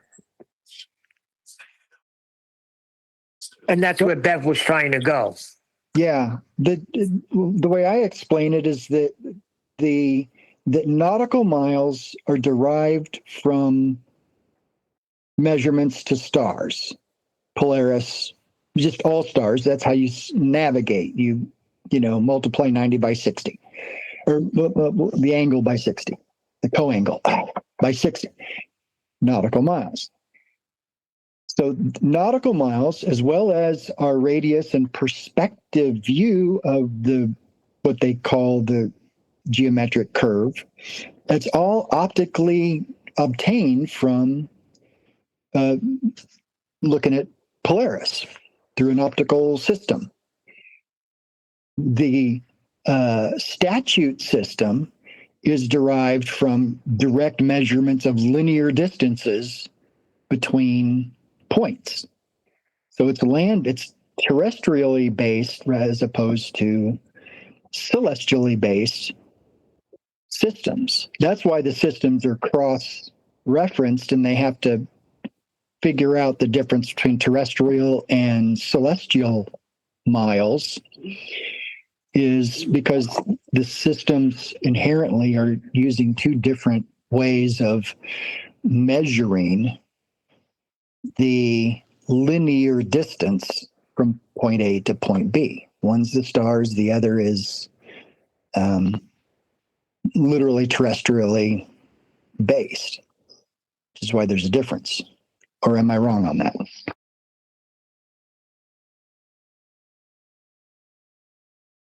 Right. That's correct there. What you just said there, that's right.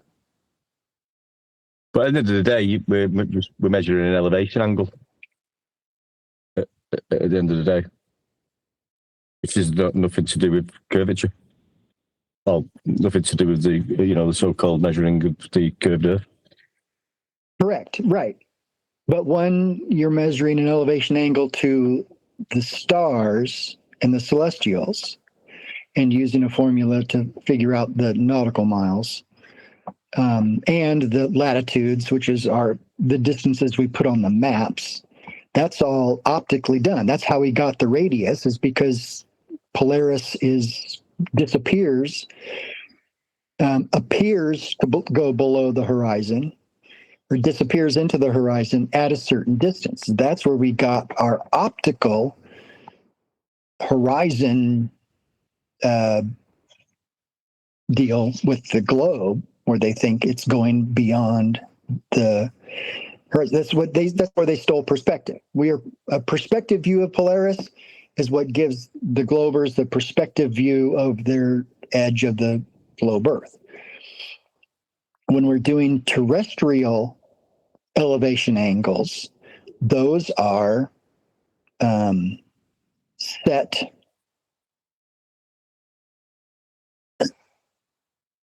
Yeah, terrestrial. Yeah, when you're doing elevation angles to other points, when you're doing your surveying and stuff like that, that's all terrestrial. That's right.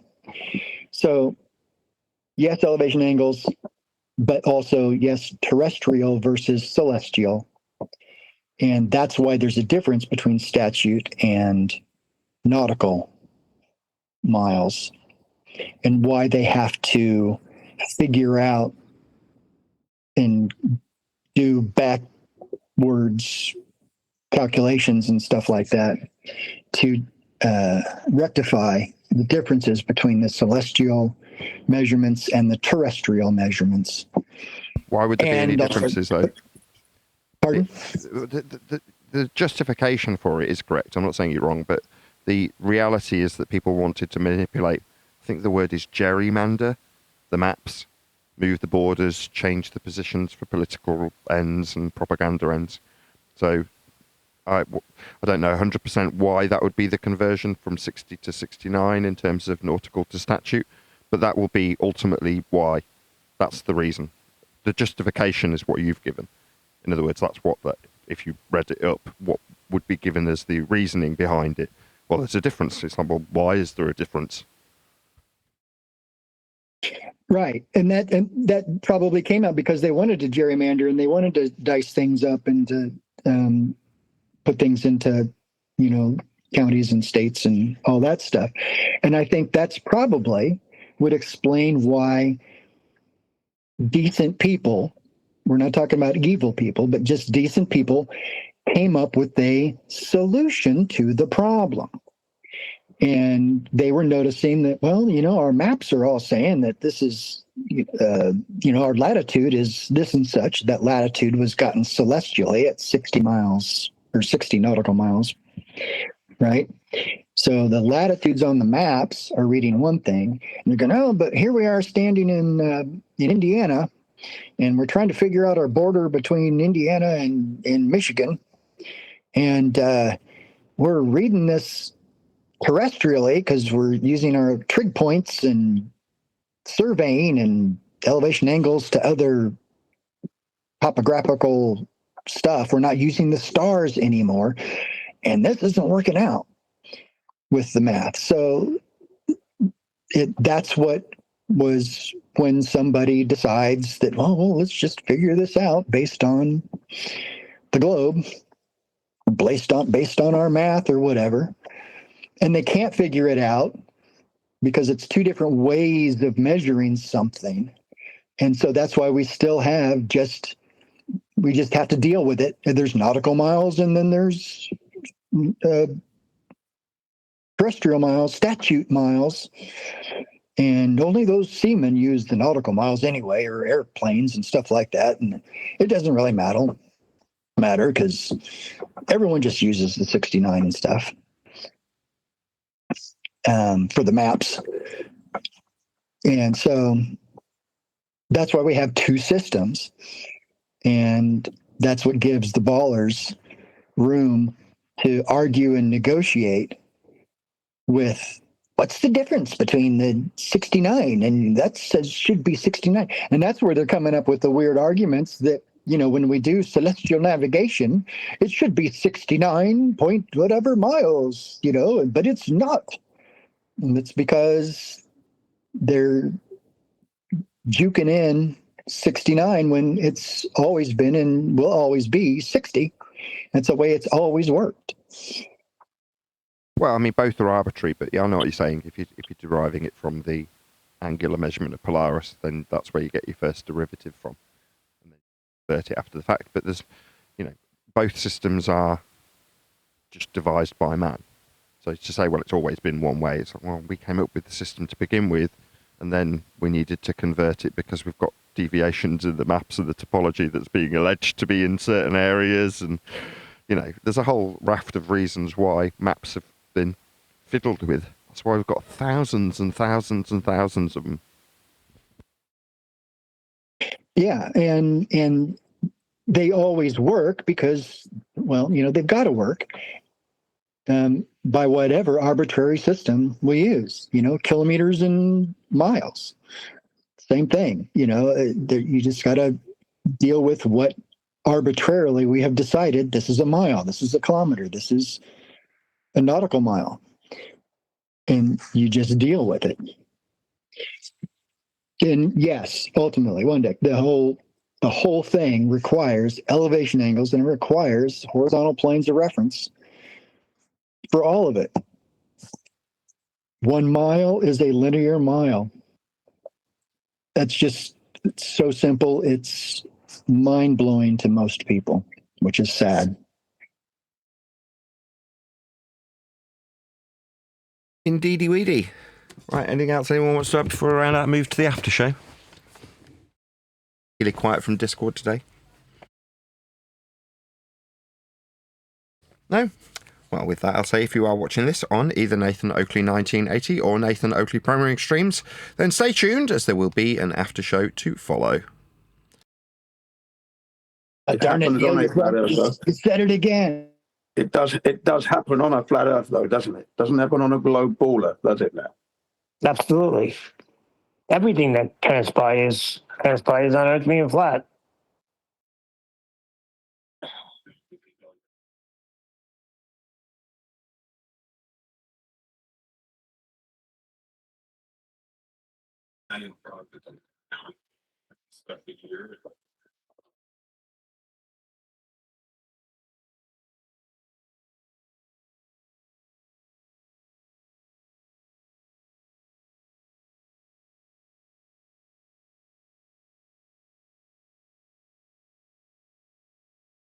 Good show.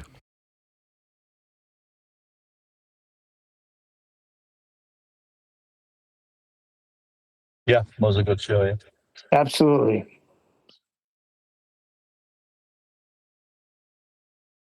Yeah, to the point. It's so simple now, isn't it? Like you say, it's just so simple to notice people are describing the nature of Earth, how it's must have always been measured flat by everybody. I'm glad, because I hated the arguing. Really. So glad that it is what it is, and that's it. It's a good feeling, isn't it, when you get to this point now? Yeah, it's like the guy holding back the kid or the master chess player. I've always had a good time of it. I'm having a little bit of an easier time of it when that opportunity comes up. I'm still getting involved in the Feast of Nonsense, which I enjoy. Get my napkin ready, my knife and fork and my dessert spoon, and I get weighed in. But yeah, it's nice. It's nice that we're at this point now. It's that easy to express it, and I do that. But like I've said, people are coming up still with their hang-ups and beliefs and their piece of nonsenses. So you either get engaged or you engage or you don't engage. Simple. But it's nice, yes.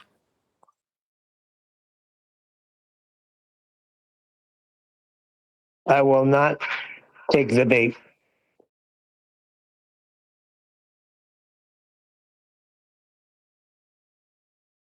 What you will start to notice more and more after 2026 or after 2025 is that the opponents are in fear.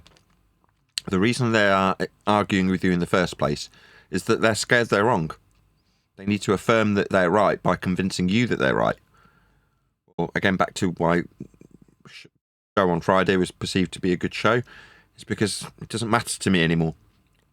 It really doesn't matter if you are convinced by what I want you to believe. And the only reason I was arguing with them previously was because I wanted them to believe so that I could be more convinced. In other words, it was an expression of my own fear. I could be wrong, but if I can convince this person and, you know, they're left with no doubt in their mind at the end of it because I'm so convincing, then obviously I must be right. But now, it doesn't matter. I know how Earth's measured flat, regardless of whether or not we have a debate about it. And if you're unconvinced by that at the end, it won't change how your belief is dependent on it. It doesn't matter if you're convinced or not. You and I will always have to measure Earth flat. So it doesn't matter what you believe after the fact. It doesn't matter if I convince you of my determination to promote the flat Earth cause. It's still flat regardless. So it's less consequential to me. And everybody else, when you say there's a good feeling, it's like, well, knowing that you're right. Yeah, it is. Because prior to knowing that you're right, there's a suspicion that you might be wrong.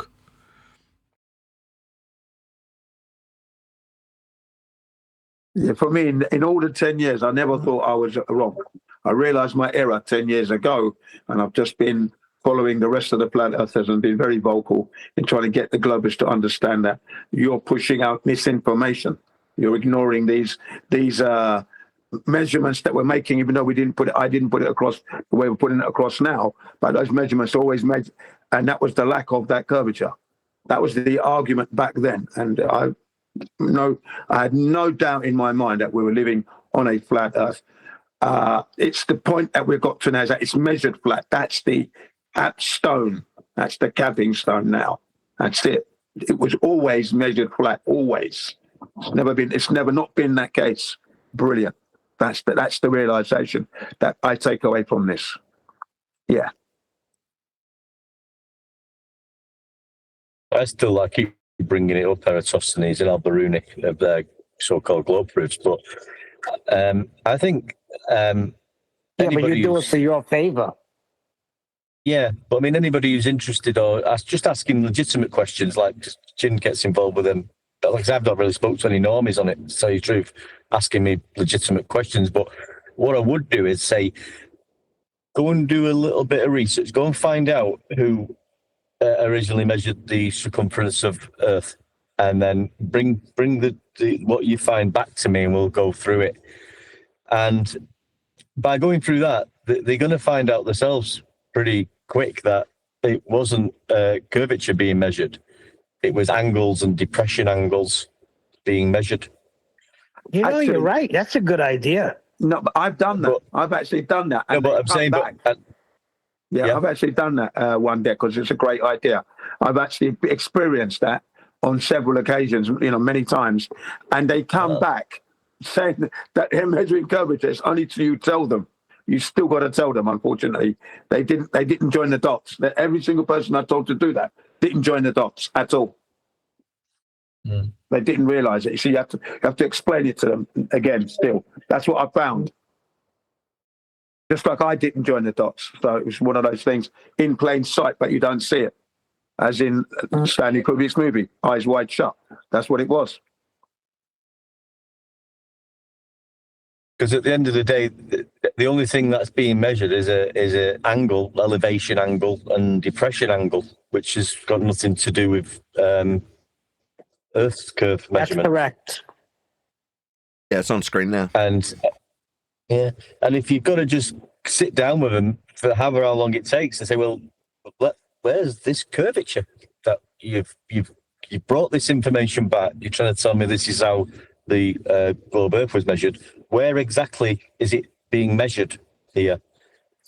I'd do it the other way. I'd say, what you see here is all flat Earth elevation angle measurements. What are you doing here?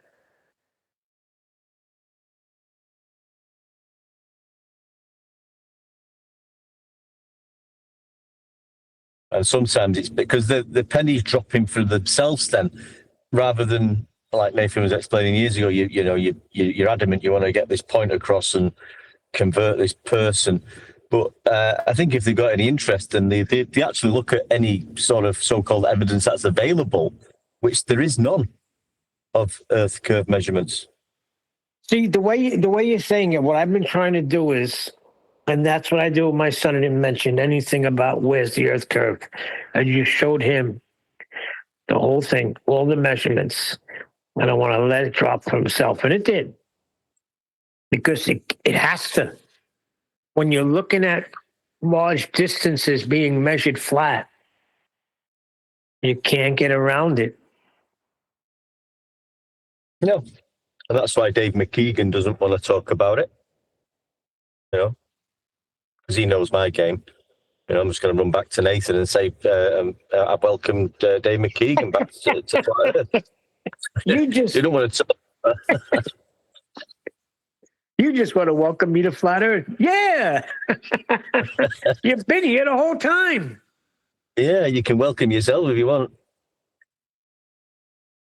He's been going about proving Flat Earth without realising it. How dumb is that, ladies and gentlemen? Exactly, Jen. You got it. He's been proving it the whole time. Yeah, because that's what I've been saying to that lot. That's exactly how I'm going to introduce them. They've been measuring flat for the longest of times without realising, ladies and So, gentlemen. Jen, you could go there and say, thank you, guys. You've been measuring Earth flat for us. Yes, you've been doing our job, making it easy for us. Thank you. The fear is that they won't be thanked, right? So if you're an unsuspecting member of the public that comes across this information, having already encountered someone like Professor Dave or Dave McKeegan or Simon Dunn, there's a reasonable chance that you will blame them and call them liars and deceivers and say, you told me something that was wrong, because they did. Now that claim of ignorance that they could potentially use still stands. Oh, well, we didn't realise that by measuring Earth flat, that meant it wasn't a sphere. Kind of the antithesis of what Jin argues for, right? Well, we need to point out that when they measure Earth flat, that means it's flat. As opposed to when they put their rhetoric across, which is, well, when we measure it flat, that means it's a sphere. Obviously, that's absurd, and we can point out the absurdity of that. But they still can just about plead ignorance. The concern being that the public just won't tolerate it. In other words, they won't accept that. So when you say, well, you'll just want to welcome me to Flat Earth, well, really, someone like Dave McKeegan should be very grateful that anybody's welcoming him anywhere, because there's a good chance that the public won't see it that way.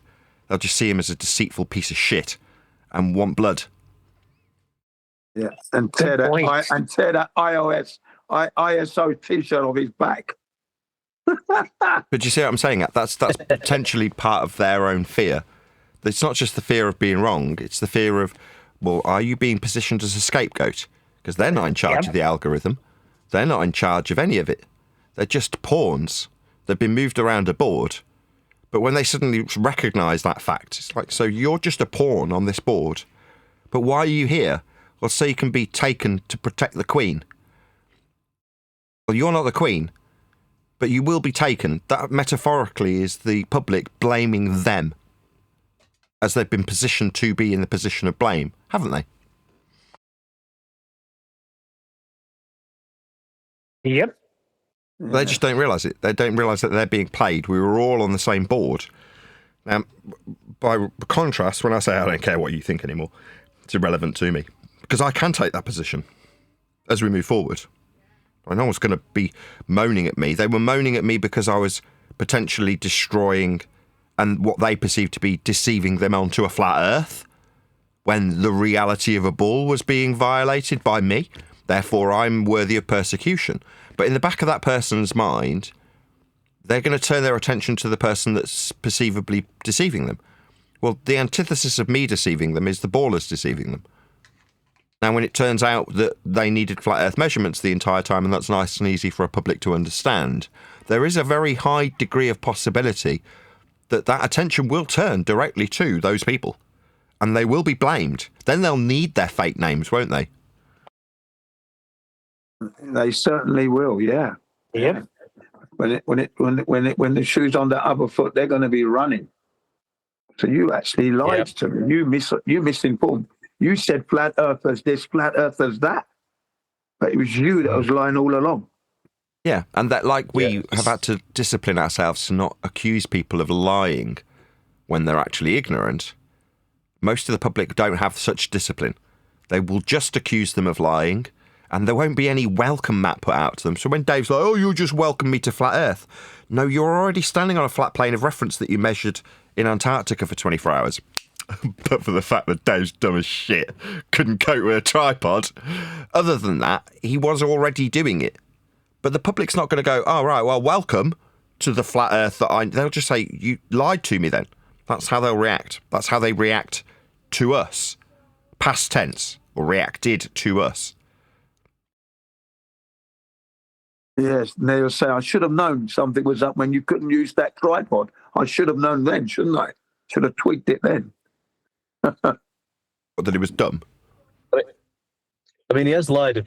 I can't pinpoint the actual things, but I think one of them was gyroscope. Was that McKeegan? He has downright lied and give incorrect information out about how equipment actually works.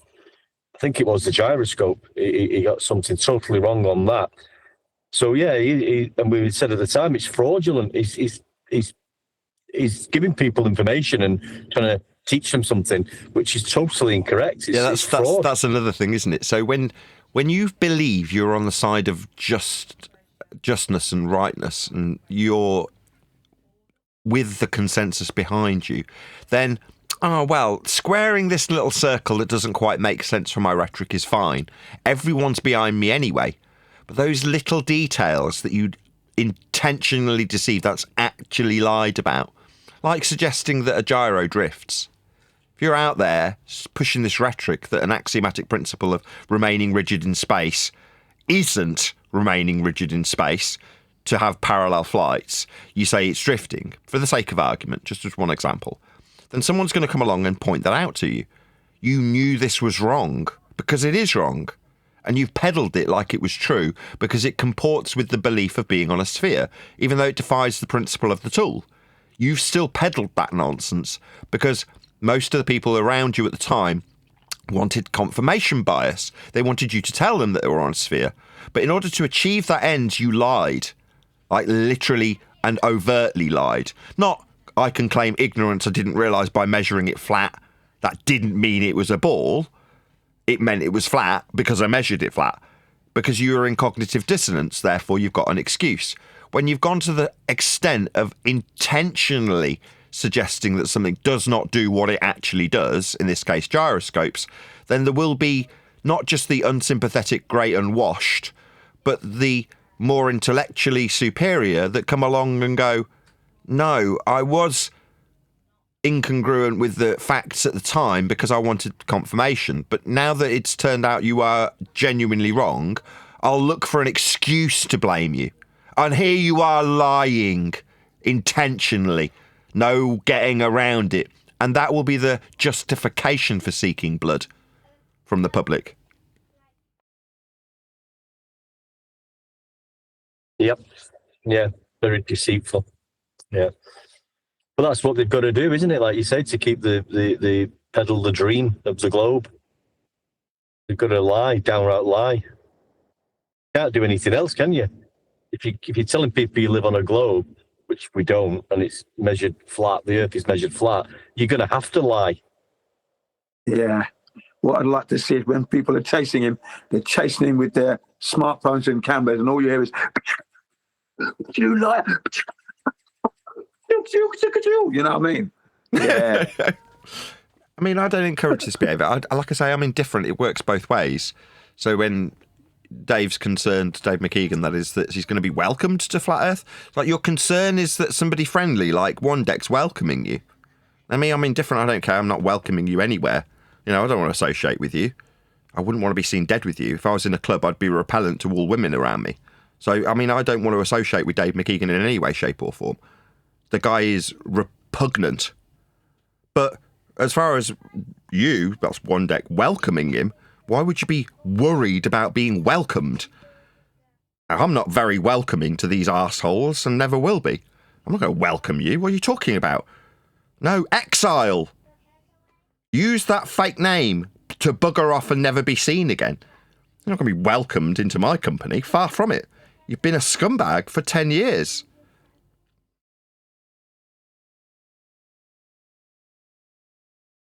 A very smug scumbag, you know, because I hate that. That's the one thing I detest the most. The smugness, like he's telling the truth.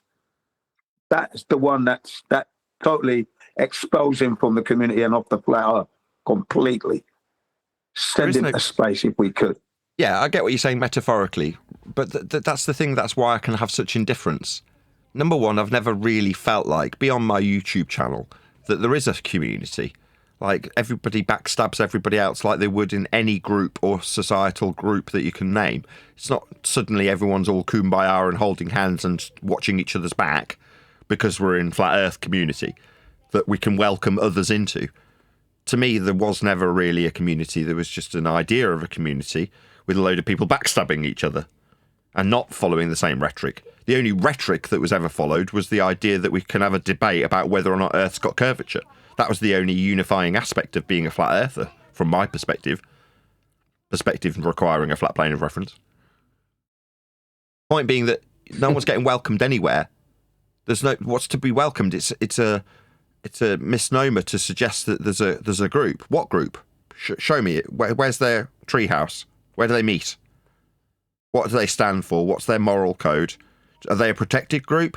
No, none of the above apply, do they? So how can you say that there's a group to welcome anybody to? There isn't. We're all part of the same fraternity of people who measure Earth. Flat in all instances, whether or not you choose to lie about the sphericity you believe in after the fact or not, is the only real distinction. But upon what, relinquishing your bullshit and lies about being on a sphere, you think that you're going to suddenly be welcomed into a group? No, there is no group. What group? I mean, if you give me money, you can be welcomed as a channel member.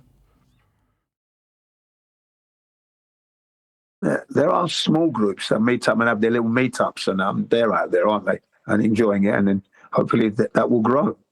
They're out there. All right, see, when I've encountered those groups as well, it's not like they're all unified either.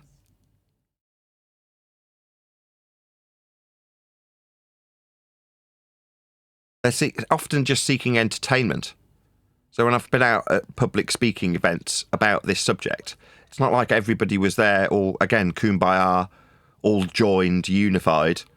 And on the most recent occasion, which was about 18 months ago, I went round, spoke to every single person in the room individually, as far as I could, to get a grasp of who they were and what they've stood for and what they'd come to the subject via. And, you know, they seem like a group of people, but only because they're in the same room at the same time.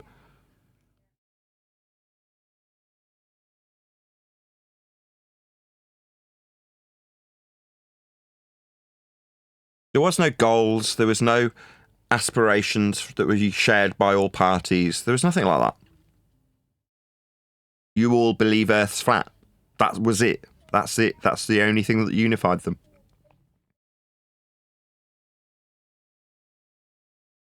Now, we don't need that unification. I don't need next man to believe as I believe anymore. I don't care if you believe anything. What's that? You want to believe you're on a ball? Good for you. That's lovely.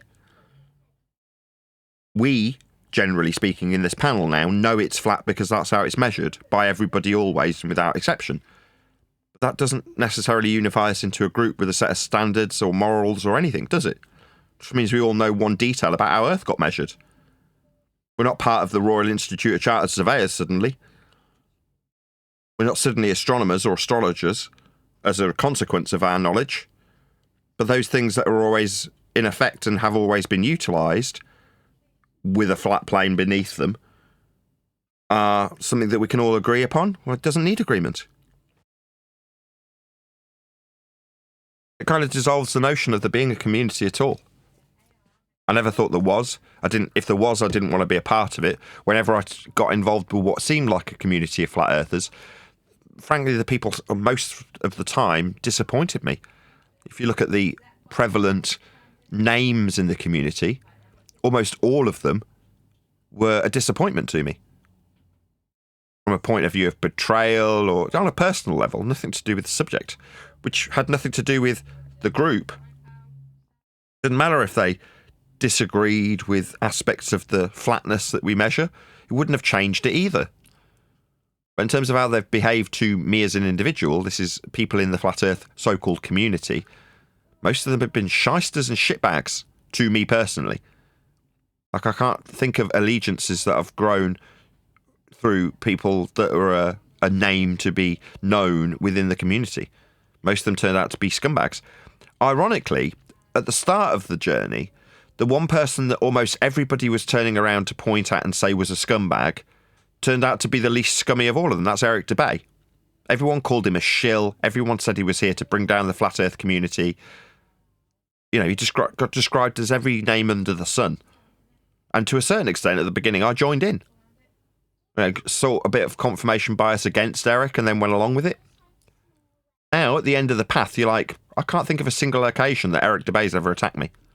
He's one of the only ones that is a name that you would recognise out there in the flat earth community. There hasn't been a single occasion.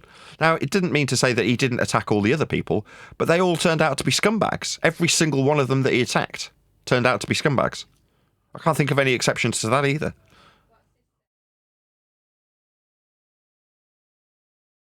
Yeah, I've always liked Eric DeBay, you know what I mean? So I've never had anything against him. He maybe put himself in a few controversial positions, but he was arguing with, like you said, the so-called scumbags. So there you are. Yeah, he's done okay as far as I'm concerned. But the people he took the piss out of at the time were, at least from my perspective, perceived to be friends, and most of them betrayed me. Most, if not all.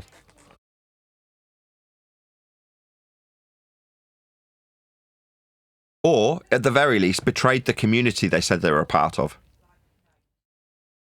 You want to detach it from me somewhat. Go back and look at all the individuals that Eric DeBay was calling a shill, and then see how they've behaved as the times progressed. Yeah. Find one that he was wrong about. He's right. He was right all along, wasn't he? Yep. Yeah. Well, when he's calling people shills, you're like, well, you're divisive. Yeah? That was the attitude I took. Now you go, well, yeah, he was, but he was still correct. It didn't matter how divisive it was. They ultimately made actual inroads into dividing a so-called community that they'd built up so it could be divided. Amazing, really. That's correct. And Jaron and Bob, they were leading the way, Nathan. Yep, absolutely correct. Amazing when you go back and analyse what's happened over the last 10 years. Celebrate Truth, another crew leading the way. That's why I do not look at any of their work as them doing good work. They were there for one reason: to divide, conquer, and rule back on the ball. Think of the narratives that they pushed. So how a flight works on the azimuthal equidistant North Pole centric globe projection. How a flight works? Flights fly level and parallel with the ground, measured off surface level. Everything about a flight proves how Earth is measured flat. Yet we were arguing about how it works on a map that's a globe projection. Exactly, Nathan. Perfect. Earlier, you made mention, and it gave me an idea to coin phrase. You talked about gerrymandering, and I thought about how he gerrymandered the globe map. That's a good one. Yeah, I was like, yeah, he gerrymandered the AE map. All right. Yeah, let's talk about how these flights can't work on anything other than on this map. Therefore, it can't be a globe. They had to make an emergency stop. Yes. Because a woman was pregnant. Yes, exactly. The emergency stop because of a woman being pregnant. How does that tie up with the sphericity of Earth compared to the azimuthal equidistant North Pole centric globe projection?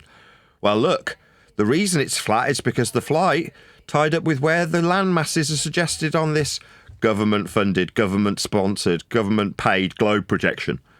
Really? Oh, well, that's the flat Earth proof, is it? What about when they came into land and needed to plot the descent with trajectories that could only function with respect to the calculations of a flat plane? What about straight and level flight? What about the ascension? What about running parallel with all the other flights in the air?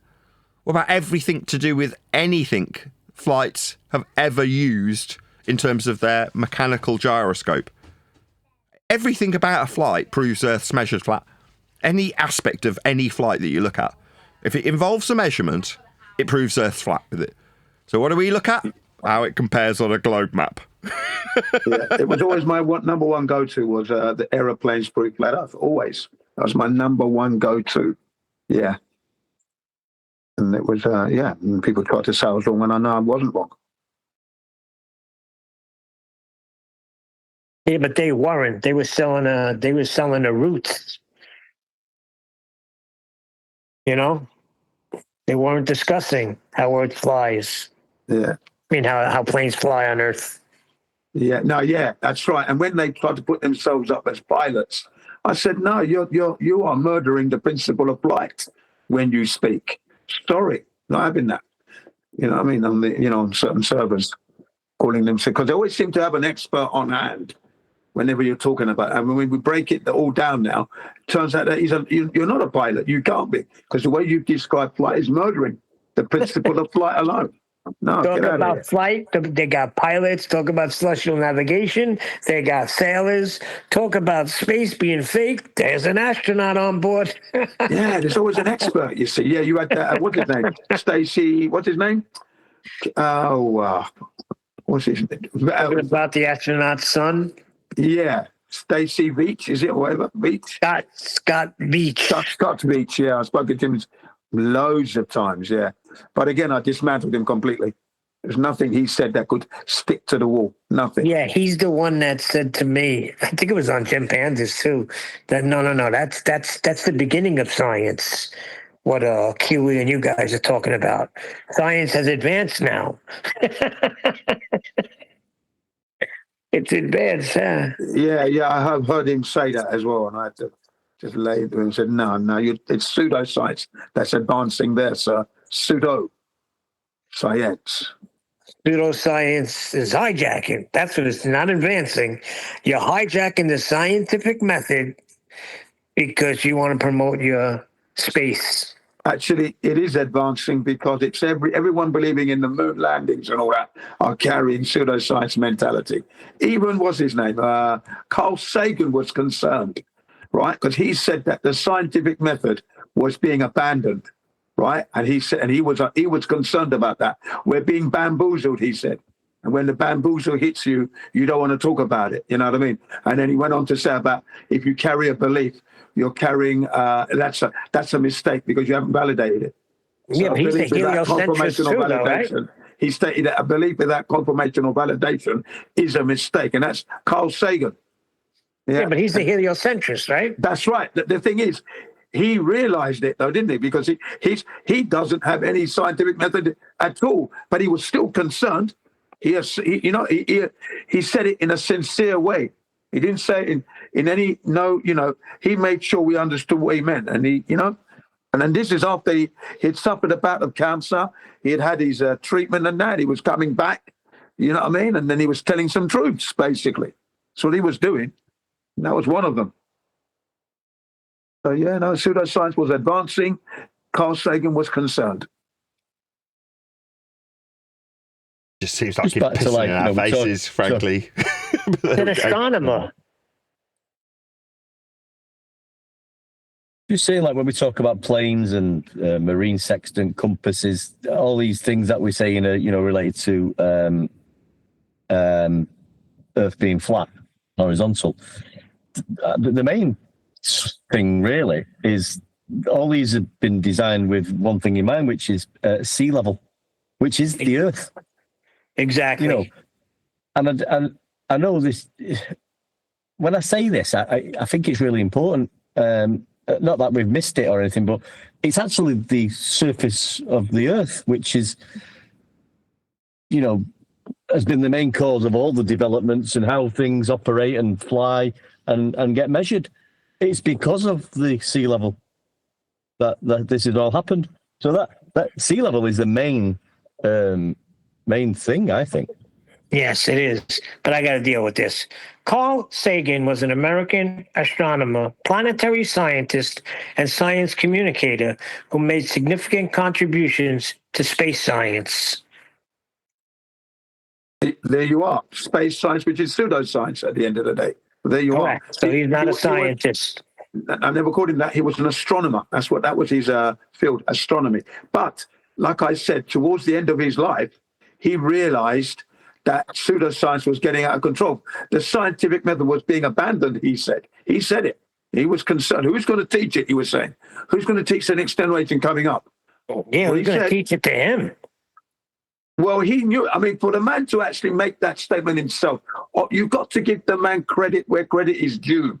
No good flogging the man on the head when he's telling the truth. It is there. And you're a bad Christian, man. Come on. No, I think Neil's objection is that it's just empty sentiment. If he is a practicing pseudoscientist astronomer, that makes him by default, because he's even labelled in his bio as being a scientist, which he's not. So he's taking part in one of the pseudosciences and saying, oh, well, we're all going to lose hope. That's another way of him stealing valour. So by saying, like offering a degree of empathy to the cause of science, like what, your legitimate concern is because of you, the scientist? Well, he's not one. So it's just another indirect way of stealing valour, saying, look how concerned I am. I mean, I am so concerned that we're going to lose track of engineering. What with me being, an extended automotive engineer. I mean, I've got a driving licence, so I'm basically an engineer. And I feel as that type of engineer that I am, absolutely without question, an engineer, that we're losing sight of true engineering. So who the fuck are you to talk about what engineering is, Nathan Oakley? You're not one. Well, Carl Sagan's not a scientist. He's got no right to comment on the subject. He's peddling pseudoscience as a pseudoscientist and moaning about us losing track of the scientific method. What an absolute joke. I think when you see the interview, you could see that he was like, it was like a little confession coming out of him. His demeanour wasn't of, you've got to see it to see the way it was delivered. He could have been acting. Maybe. But that's all there is to it, basically. Fair enough. Maybe it's like the guy who alleged to go to the moon when he was saying the unveiling of the truth and all that just before he died. What Neil Armstrong said in those interviews. That was Neil Armstrong, yeah. He was trying to let the public know, yeah. Yeah. But don't forget, you have to imagine what kind of pressures were put on them to lie in the first place. And he was trying to let out the truth, on certain terms. There's a lot left behind for those who can remove truth's protective layer, he was one of those himself. Let me read this. We've arranged a society on science and technology in which nobody understands anything about science and technology. And this combustible mixture of ignorance and power, sooner or later, is going to blow up in our faces. Carl Sagan. Now, the responses in the comments are, yes, that's correct. And I think Neil deGrasse Tyson is carrying his torch pretty solidly. The basic thing I'm saying is I don't think they actually know what science is. Or if they do, I they're promoting find the same, Neil, pseudoscience. when I talk about engineering, that there's so many people out there that don't understand, as I do, about the high degree of understanding of engineering that I possess. I mean, as an advanced automotive engineer that I am, given that I've got a driving license. So, astronomer, astrophysicist, cosmologist, are any of those science? No. Not at all. Absolutely not. But he left behind a legacy of profound insights and eloquent quotes. Here are some of the best Carl Sagan quotes shared. Now, what's the difference between an invisible, incorporeal floating dragon who spits heatless fire and no dragon at all? Oh, brilliant. Science as a way of thinking. Science is more than a body of knowledge. It's a way of thinking, a way of skeptically integrating the universe with a fine understanding of human fallibility. Does that sound like science? That's his astronomy pseudoscience coming out of his mouth there. It says science. He said in the beginning of the quote, science is more than a body of knowledge. It's a way of thinking, a way of skeptically integrating the universe. What's the universe? With a fine understanding of human fallibility. Right, yeah, well, that's definitely pseudoscience talk, the latter part. Here's a great one. Pale blue dot. Look again at that dot. That's here. That's home. That's us. Pointing at the blue marble. They're absolutely saying that we're an insignificant speck. Yeah, that's all nonsense. I know that. And that's why I said astronomy is not a science, is it? Absolutely not.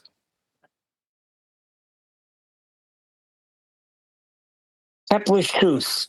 When Kepler found that his long-cherished beliefs did not agree with the most precise observations, he accepted the uncomfortable facts.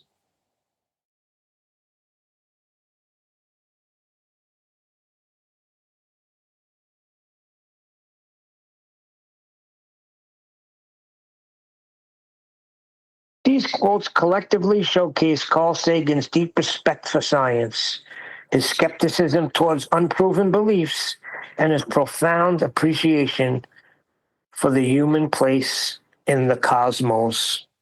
Check. Oh, you've got to We hear you. phantom power. No, this Yeah, space you're loud station and needs clear. phantom power I to still work. say give credit where It's credit is weird. due. Simple The as switch that. itself requires phantom power. Bizarre. Never seen anything like that before. Weird. Okay, thank you.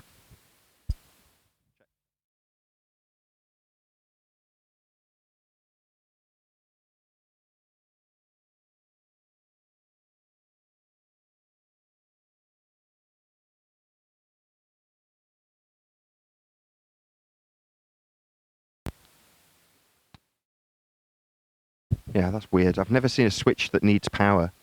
So to get this little base station to work, you have to get the desk to supply it microphone power, which is called phantom power, 48 volts of it. And without phantom power, the base station doesn't work. It's just a glorified right-angled XLR socket with a switch on it. Now, normally the switch just cuts out the signal. It just disconnects one of the wires. Whereas this one, the switch physically requires powering up. You have to give it phantom power to get the switch to work. Never seen anything like that.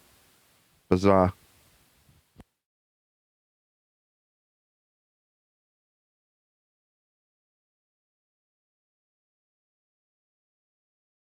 Sorry, it's not particularly relevant to the flat Earth discussion that's taking place currently, but weird switch is a weird switch, you know what I mean?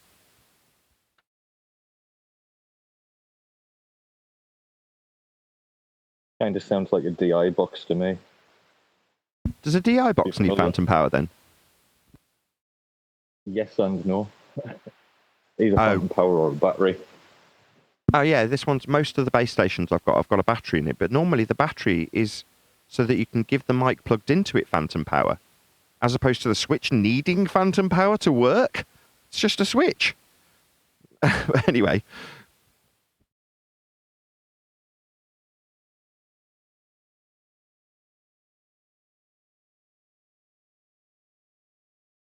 Got a fake Sennheiser coming today. My wife's just going to go to the parcel shop and get it. It's like a rip-off of an industry standard mic. And I bought one for about 20 quid. After somebody at some stage paid about 300 for it on Amazon, when it was an Amazon's Basics mic. Still branded Vono. But I can't wait to get it and try it. I like shotgun mics. Someone's at my door. It means I get to walk around with my radio mic whilst answering the door. Somebody at the door? No, it's just the kids. Hey, little sister shotgun. You what? No, you reminded me of that Billy Idol song where you said shotgun. Hey, little sister shotgun. It's a...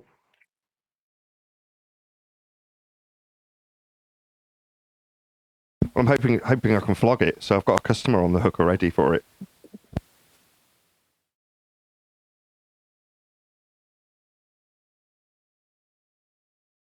Some guy got in touch with me, right, and he's like, I want to record, he didn't tell me this till later on, but he's like, I want to record planes coming into land. So he's looking at a little wind protector blimp that I've got. I'm like, well, what are you going to put in it? And he sends me what he bought, and he bought these really delicate little dainty stereo mics. It's gone dead then. What happened? What? I don't know, Jim, but you're right in the middle of my discussion about mics, which is very important to me. Anyway, so this customer's got these very dainty little mics that don't handle high SPL because he wants to record in stereo. I'm like, why do you want to record in stereo? He's like, I saw some YouTuber do it when they were recording a plane going over the head. I'm like, well, where are you going to be recording? He's like, at the airport. I'm like, you're going to blow your eardrums out then? He's like, you're going to destroy these little tiny mics. I was like, you need a shotgun mic. And he's like, do I? I'm like, yeah. You need something that can handle high SPL. Like not 100 dB, but 130 dB. Like the sounds of planes at the airport. But because he's seen some guy recording planes going overhead in stereo, he's like, his first gambit into field recording is stereo. I'm like, no. Stereo's hard. Don't start there. You end there when you're showing off. This guy wants to make his opening gambit with no equipment. A stereo recording of planes taking off with like mics that are designed to record dragonflies buzzing around you in stereo, not bloody aeroplanes taking off. I'm like, you need something really robust so you don't blow the mic up. Anyway, if you don't know, you don't know. It's weird when they're recording outside because one of your Patreons, Skeptic936, I didn't know, but he's got a YouTube channel and he's got these videos posted on there. So he pans for gold. That's how I guess he earns a living. But I did not know that. He's walking to he lives in California. He's walking to the river or lake where he's going to go panning, and he's narrating as he's going. And then he says, beautiful area as he's walking through it. Then he says, I got to watch out for bear because I didn't bring any protection. I'm like, what? That's it. I'm out. Watch out for bear.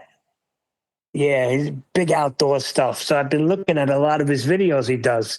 But I guess he just used the phone. So a few of them, like you hear a lot of wind, which is a little frustrating. But yeah, Skip has got some cool videos. How do you convince the bear to use the prophylactic? I don't really understand.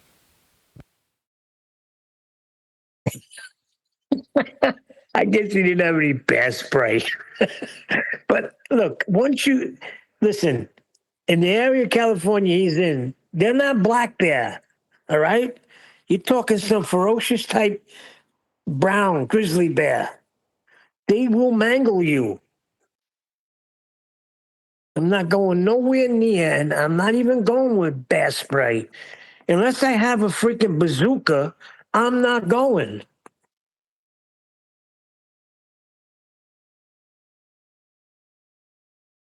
So I wonder if he's like the grizzly old prospector in The Ballad of Buster Scruggs or whatever it's called. You know those short stories? You got the grizzly old gold prospector and he finds his vein and then the guy who he's with shoots him in the back.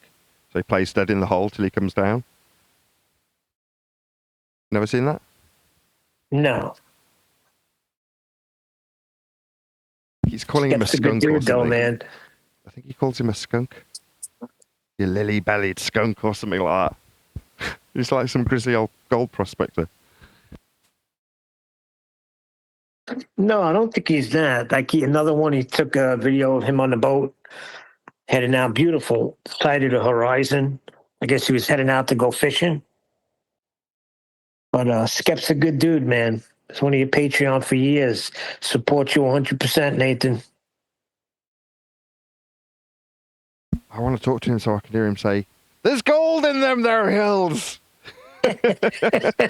I'm going to send you one of his videos and then check it out. They're short ones. They're not long.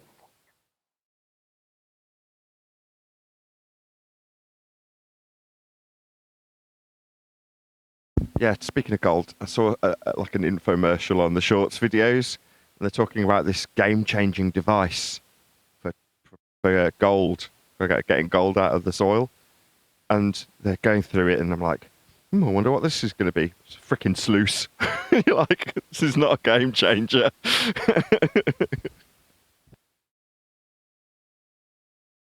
Portable sluice.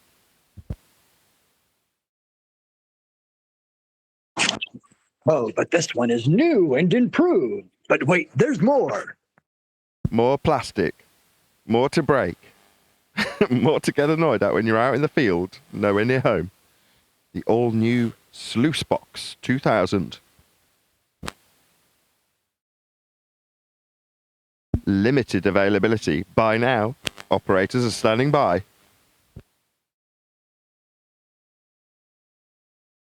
Which that was, you ever see that Twilight Zone where these dudes, they rob these gold bars and they're with this scientist figured out how to make preservation tanks, and they're going to go to sleep and wake up 100 years. And then, you know, they won't be wanted anymore. They could take this gold and they'll be set, right? Are you familiar with that episode? No, but carry on. So what happens is, like he says, they wake up and they realize that, you know, that 100 years did pass because one of the guys, a rock hit the tank, broke it, and he's a skeleton, right? So now you got these other three guys that are basically cutting each other's throats, right? Very greedy. And it's down to the last two guys walking because they're in a remote area, like desert type area. Now they got to get to civilization. They got to carry this gold with them. So they whack the one guy. The scientist guy runs out of water. So he's buying water from the other guy that's selling him a sip is going to cost you a bar of gold. So what happens at the end is the scientist flips on the guy, kills the guy, and he's got all the gold. And he just collapses. And this futuristic car floats by, and the guy gets out to see and if he could help him. And the scientist is holding out the gold bar, saying, "Please, give me some water. I'll give you half of it." He's holding out the gold bar, and then he just dies. So the scientist leaves him there, goes, the futuristic guy leaves the scientist there, goes back to his floating car, and I guess his wife asked him, "Who was that?" He's like, "I don't know. It's some old guy offering me this gold like it was worth something." She said, "Gold? What? Wasn't it worth something?" The guy said, "Yeah, about 100 years ago until they found out a way to manufacture it. Now it's not worth anything." So you get these guys that killed each other, and the gold ain't worth anything. Very good. Store your treasures in heaven and not on earthly things. I thought I've seen every episode, but like when New Year's comes, it's I guess that's a tradition in America where they run the Twilight Zone marathon for like a month. But I've noticed I've seen new episodes that I've never seen before. Most of them are, believe it or not, even though it was That was way before the moon landings, and it was loaded with heliocentric nonsense. Yeah, of course. It would have been the heaviest of all back then in the 60s. Yeah. Yeah, that's when the heliocentric indoctrination would have been at its peak. Yep. Now we're all, it's just got to be kept ticking over. Like the embers have got to keep getting poked every now and again. But that's when they were building the fires up. Yep, they were building the fires. Now we're just poking it to get it going up. Oh, looks like it's going out there. Poof, poof, begonia. Looks like it's going out a little bit more there. We put our War of the Worlds, but we'll put Tom Cruise in. Stoke the fires. That's before they started calling science fiction.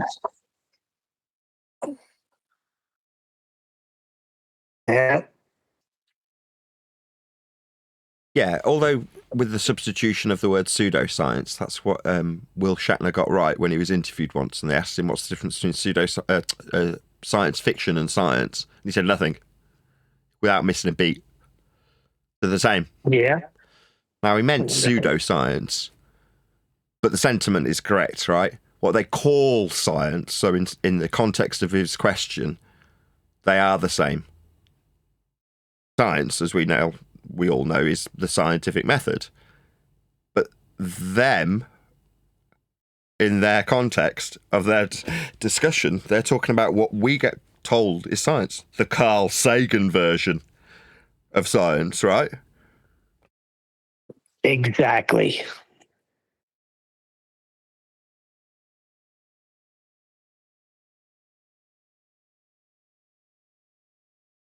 They've taken something that was a method for empiricism, right? And they made it into a god. But they turned it into pseudoscience and made it into a big god. Like it supersedes science. What about turning it into a god? They just stole the valor from it. They just stole the inference of empiricism. Empiricism isn't something you can infer. It either is empirical or it isn't. Whereas to suggest that you've got the inference of it is what they've done when they use the science words. Sagan was doing it. Now Tyson does it all day long. Steal the valor of science. Because Tyson does the same thing, talks about science, doesn't he? Yeah, he's a scientist. Yeah, I'll talk about how science has done this and science has done that, and if you disagree with science.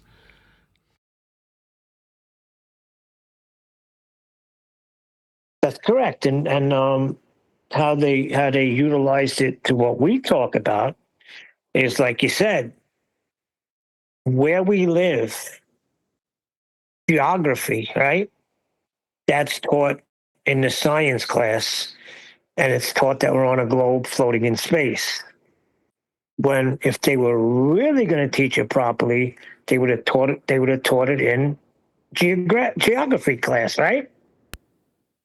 But they can't, because then everybody would know that Earth is measured flat. I don't think they would have got away with it. People would have caught on. Yeah, well, it would have been more difficult to indoctrinate them into heliocentric beliefs. Yes, I agree. Right. That's what I mean, exactly. They would be like, wait a second, what are you talking about here? You're talking about we're measuring this flat. How are you putting me in outer space? And what do you mean moving? I don't know. I just think it was very clever, whether designed or put there ourselves. I don't know how you can word it any different, but it seems like it was done deliberately. Yeah, it was. They intentionally wanted to keep the world under control with elements of control like heliocentrism. Yeah, it's just deliberately by well-meaning people who don't put God and truth at the top of their list of things.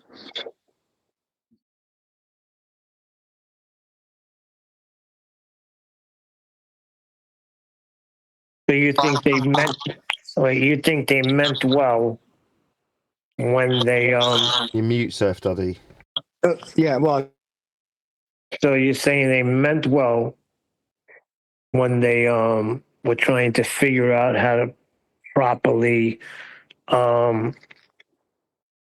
what's the word we use? Predict Easter, right? no, they're just solving the problem. They're the smart person. Nathan said it a month ago or whatever. Just the smart person that figured it out, and I'm the one that discovered, quote unquote, how to find when Easter is on the calendar, or just find out. Yeah, but the whole time they have to know it's flat. No, they don't. How long? What do you mean? We know. No, there's a difference between knowing and just believing, or not even. It's not even. Measurements aren't even a belief thing. It's just we just measure stuff. We don't think philosophically and logically about the meaning of how we measure the Earth until it's put into a context of we measure the Earth flat. Yeah, but they were taking measurements. That's what I'm saying. They had to know. And even when 10 says when they went to bring it to the Chinese, they knew then that they were taking something flat and turning it into a sphere. Why else would they need the Chinese on their side? Well, yeah, it was like going to the Chinese and saying, you need to stop using metric and you need to use the king's measurements. And the Chinese are going, no, we're good on the metric. And no, you need to change. And so that we can trade, blah, blah, blah, so we can all navigate together, whatever. You need to change to this system to navigate, because that way it's, better. Yes. And then they push back because no, our way good. We do fine. And they eventually, after generations, then people start changing and I getting get you, Surf Daddy, but it still doesn't address my original point. That means they know it's flat back then. And they're constructing it into a globe. Well, then that just goes to the fact that the devil made him do it. And there's the grand plan and everything. This is again, Nathan's. Well, it is the grand plan of Lucifer to be God. It is the one world religion. That's all you can say. Everything, financial system, the navigation system, the mapping, the whole world, and the whole concept of what we are on is a one world religion that denies the existence of the creator of that world. That's it. There's going to be a big battle in the end, and people are going to be confused. And God says they're going to be deceived. No, you opened the wrong one. I'm going to cover it up. They're going to be. You opened the. Sorry. Yeah, if I'm going to get called out for unmuting Neil, no, yeah, the Scripture says that people will be deceived. God will send a great delusion himself. And the whole point is that people who do not love the truth will be deceived. And that's everybody. That's the Christians, that's the heathens, that's everybody. Everybody who does not love truth will be deceived. And it'll be their destruction. And so anything that will get people confused or distrusting their own idea of what truth is, what is true, is all that's needed in this ultimate spiritual battle. Well, that brings me to my point. It's the God of this world. So what does he really want? He wants people to bow down and worship him. How art thou fallen from heaven, O Lucifer, son of the morning? How art thou cut down to the ground, which did weaken the nations? For you have said in your heart, I will ascend into heaven. I will exalt my throne above the stars of God. I will sit also upon the mount of the congregations in the sides of the north. I will ascend above the heights of the clouds. I will be like the Most High. So, and what irony is that is not a heliocentric model of creation. So Satan, here you go. Satan knows that it's flat. Satan knows God. Satan knows that God exists. no, I look at it the other way around. I look at it like he's saying all these things, and he actually did, because the world is living on a globe in their mind. So he took God's creation, how God created it, and turned it into a ball. And that's the one world religion that everybody believes that we're living on, right? So he basically did exalt himself above the heavens, above the stars of God. And this is the system that mankind is basically worshiping. Yeah, all you got to do is Google image for worship and world, and you will find hundreds and hundreds of media, pamphlets, brochures, websites, and stuff of churches who are using the world, aka globe, as part of their materials. And it's creepy. If you put them all in one folder and look at them, you've got Mennonites, you've got Presbyterians, you've got Methodists, you've got everybody. Yeah, with like graphics and pictures of people worshiping a freaking globe. I was trying to say this to you the other week, and you weren't having it. I was like, "That's Christians. This is what Christianity is." Yes, that's what my thing. That's what I was talking about this weekend. Was that that's what my problem is that that's why I call them helio-Christians or theistic Heliosians or all this. That's why I kind of mock them to try to get them out of that stuff. I'll try to post a couple, but I've got folders of. I just Google. Yeah, you were agreeing last You're still week. not getting it because you're still giving this extra disclaimer on top. Can you mute? You're calling them helio-Christians. Christians. You might not like that because what Christianity means to you and what you've learned after the fact. But I'm in no doubt whatsoever that at some stage you were that Christian, were you not? We all were. We all were. Yeah. Right. But that doesn't mean that because you've changed, that it's changed. It is just Christianity that you're describing. It's not helio-Christianity or any of the other add-on words. Now, you're talking about having himself exalted above the Most High. So what it is to be Christian is not necessarily what the Bible teaches of Christianity or what it should be to be a Christian. What is Christianity? What you've just described with bull worship. That's what it is.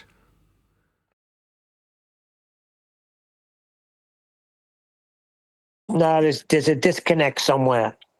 No, See, Surf Daddy's talking about the Christians that we are, and you're saying yes because we've understood now and we know how it is measured. But Nathan's just saying that all Christians, this is what it is. So they're not helio-Christians. This is Christianity because pseudoscience crept in, right? Took over the church, and they wanted to be so right you did it with again. pseudoscience. Stop. Hold on. Not took over the church. It is the church. Where's this stuff now come it from? is. Hold on, Nathan. It wasn't always the church, Nathan. You can't say that. Yeah, I can. That was not always the church. Really? This all came from the church. There's no exception. I'm Every talking single about aspect. the early church, Nathan, when the church first started at the day of Pentecost. This was not there. Oh, okay, fine. Yes, the church has become corrupted, as has Christianity itself. Correct. To be specific, you should say the Roman Catholic Church and or the Jesuit. Yeah, but it's not even that. Nathan's right. You're doing it again. I had this from QE. No, why? Why would I have to? So I can distinguish you from them, but you've left the them. They remain as they've been labelled. It's like me saying, well, I'm not going to call flat earthers a flat earther anymore. They're anti-globers.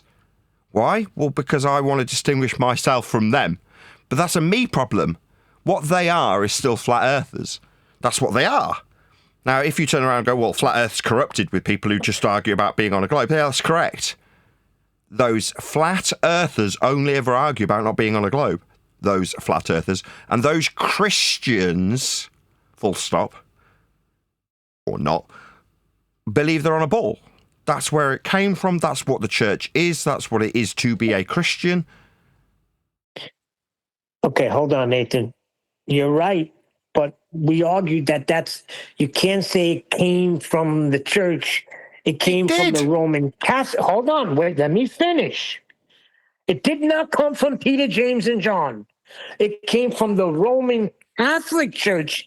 They're the ones that promoted heliocentrism. Now, as a church, doesn't matter if you're Lutheran, Methodist, Baptist, or Roman Catholic, you're still a heliocentrist today. Yeah. So therefore, Christian would be the overarching description of all of those groups, regardless of which denomination. Right, so that's Christians. That's what I'm driving at. When you say church, my understanding, my very limited religious understanding, is that at least in Christianity, the church is irrelevant. The building is irrelevant. The worship is all that's relevant. This, I can call this my church right here, right now. Can't I? Yes, but it describes not forsaking the assembling with the brethren. So you need to meet, wherever you're going to meet, you got to meet with brothers and sisters in Christ. We are. That forms the church. Okay, let me you are my brother. We are meeting. This is my church. Yeah, you could say you can say that. If we got together and we met and spoke about the things of God, yes, this is your church. Right. Therefore, the church, not Roman Catholic Church, but the church and the Christians are heliocentric. I learned this day one of flat earthing because I was led to the idea and notion of a Christianity to flat earth that led me to go and interview my uncle. He's a pastor. So I'm like, that's the right place to start. I'll talk to him. What did he do? Told me all about heliocentrism is what he did. Yes, now the church is all about heliocentrism because they allowed it in. That's my point. It didn't start out that way, but it's crept in, and now it's got a foothold in the church where you can't even go. You don't even waste your time. So you go there, and even if you're in a one-on-one conversation with somebody, you don't even have to bring it up. They could bring up something, and you just go say, "Hey, do you realize that the Earth is measured flat for all of these planets you're talking about?" And you'll be reported as a brother that sows discord. He's one of those flat earthers. So yeah, they got a foothold in there. And it's not even Helio Christians. It's just Christians in general. Everybody. It's not even Christians. It's the world. Now you're trying to separate it in a different direction. Is it not the world? No, it's just we're talking about Christians specifically. What it is to be one isn't what you extract from a part of the teachings from the church as a Christian in a church. You're being taught that. Now, you can go and cross-reference it as an individual via the Bible. But like I describe a flat earther or would want to distinguish myself by giving them a different title or adding on anti-globe to the title flat earther, it's just my way of distinguishing me as the individual from that group. But the group itself remains what the group is, has always stood for and will always represent. Therefore, you could suggest that, this might be controversial, that it's satanic in terms of how the church and Christianity is approached. So if you're going to talk about Satan being exalted above the Most High, that would be the way to do it. Yep. Right. That's my point. So therefore, I don't like this putting a little separation. Well, it's only the church from the past that has introduced this. No, I didn't say that. We brace against Christians. here on Flat Earth debate specifically. There's plenty of Christians that will come to us.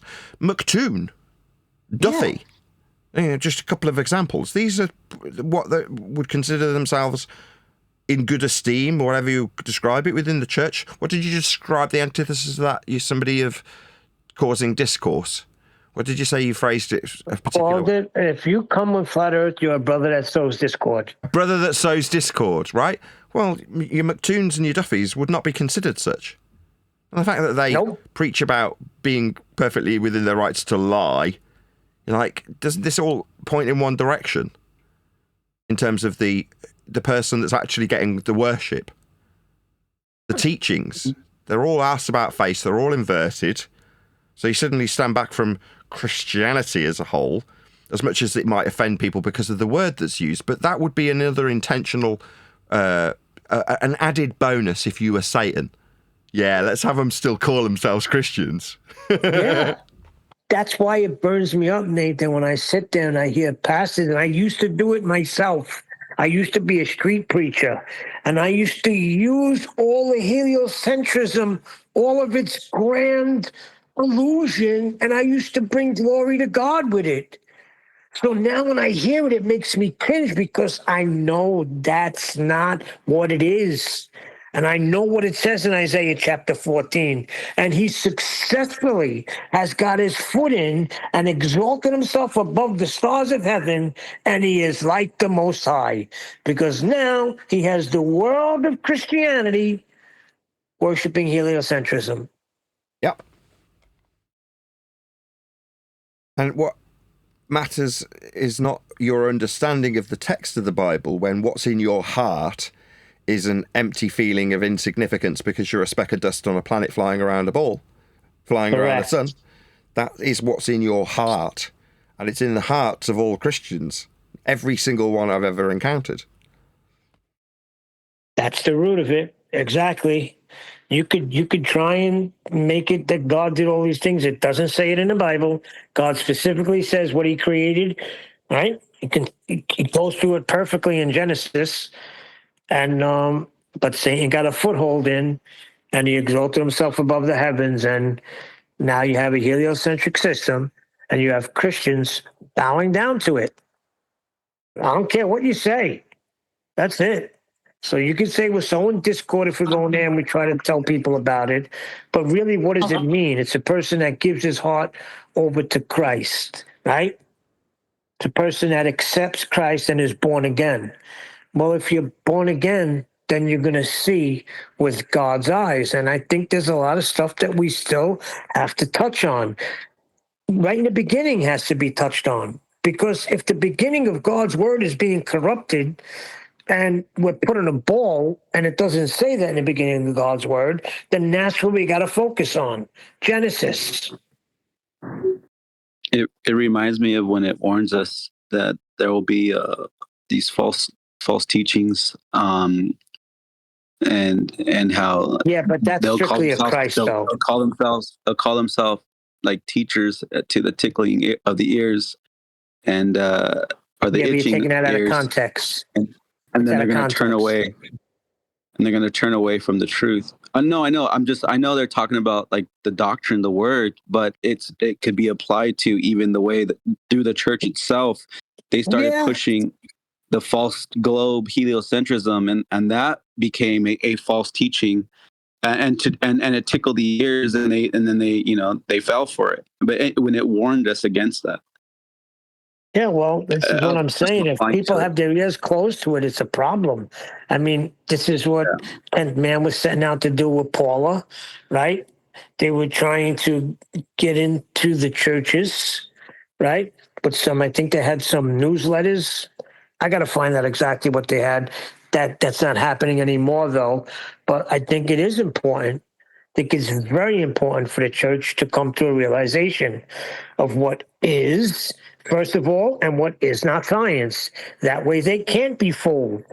If they can come to an understanding that all of this stuff that's been put into Christianity has nothing to do with science, I think we have an opening.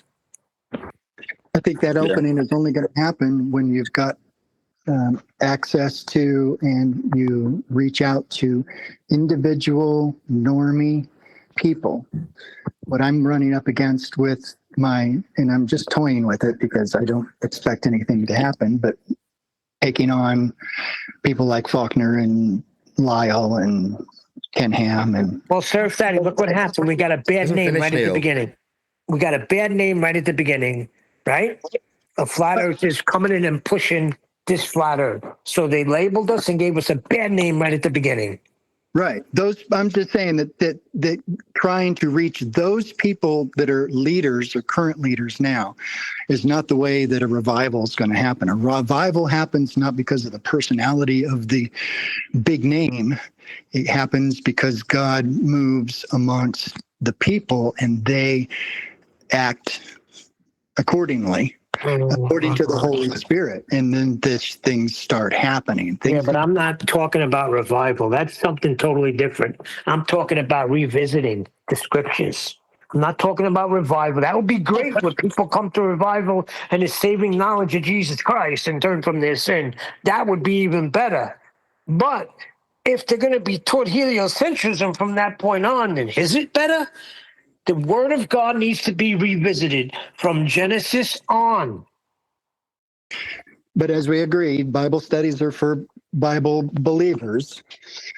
And I think for the show, touching on them is good. I don't know that,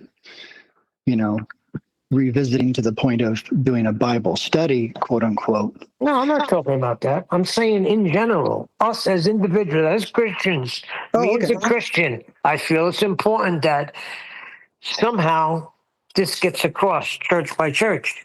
Now, there are some, but what happens? You got your Dean Odles of the world, and they get infiltrated with ether, right? So how serious can you take that, church?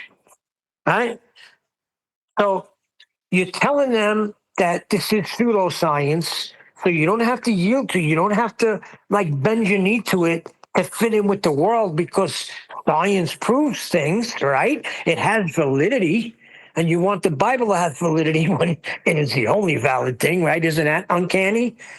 But you don't have to get it by this means because what they're giving you is pseudoscience. Here's the real scientific method as you were taught in school. Has nothing to do with the cosmos, right? But you got a guy like Dean Odle that gets infiltrated with ether. And, now it's a problem. So it has to be revisited. Well, just hammering at what is true. Measurements. How we measure it, this is how we operate. And just sticking to that and, trying, like with Dean, to point out, but as Nathan's done with trying to work with Jaron and Dave and other people, that isn't going to work. It's not going to work for us to point out to Christian leaders the truth. Oh, definitely not. Especially when just the words flat earther just automatically triggers a... Correct. Because it's what they're going to say. Right. What they're going to tell you is, don't focus on that. The main thing is the blood of Jesus. I got told that to me 8 years ago. And it's still being told today. So what they're doing is they're putting up a deflector. They're deflecting from the problem and the issue by telling you, don't worry about that. The important thing is people coming to a saving knowledge of Jesus Christ and being born again. Well, my friend, if you're born again, then you're born again of God. Don't you want to know everything of God?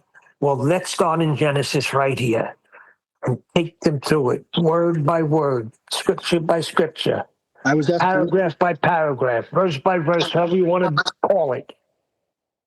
Yeah, I was asked to leave a church because, well, not exactly because of this topic, but it was inferred at any rate. Yeah, can you mute because you're feeding back through Surf Daddy's line as he's talking because Surf Daddy's line's horrible.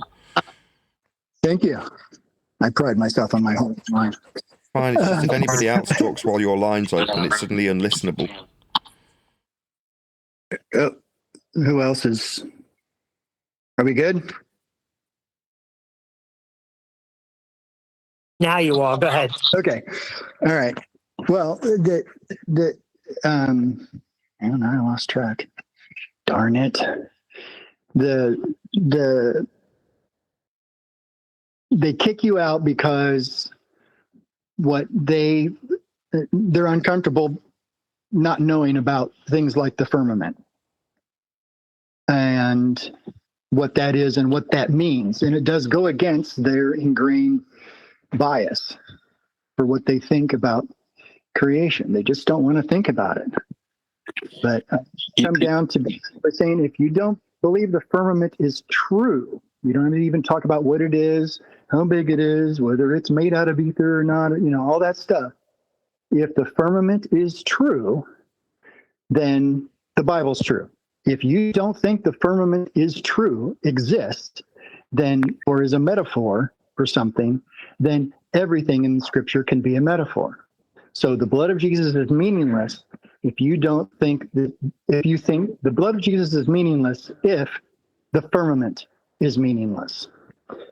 Because that means Jesus lied, he confirmed it, and that God lied when he described its creation. And that's how I deal with that. Along those lines of what you're talking about in regards to the firmament, it reminds me of, I think it's somewhere in Revelations, where it talks about in those times that the heavens, like a scroll, is rolled together, and it makes me think like that if you're a believer and you could visualize that, then that would mean that the stars are just above us. So like a scroll, it's laid out, it's flat, and then when you roll it up like a scroll, like how does that work in a heliocentric model? So then they're going against the word at that point. At least that's what I believe. I think that. Yeah, it's just weird. You're right on, and that's where I stick the argument is that the firmament is something that's tangible. Space isn't tangible, so it's either space or it's something tangible with water above it, and that's where I stick it, and that's where they have the most trouble, and that's where I get kicked out for just being divisive, and I don't understand my hermeneutics and all this stuff. And hermeneutics, yeah. Hold on, let me just correct them on one thing. Sorry, let me correct you on one thing. I'm nitpicking, but it's not Revelations, it's Revelation. Oh yeah, sorry, it's Revelation. My gosh. He's right. It's Revelation, not Revelation. And it's rolled back like a scroll, so it's separated. Yeah. Anyhow, it's tangible, which means it rolls back. It's tangible we know it's tangible because God said it's like as if a tent or a tabernacle for the sun and for us to live in. So that's only where I go with any of that, with Christians who say they understand the Bible, and I ask them, is that freaking true or not?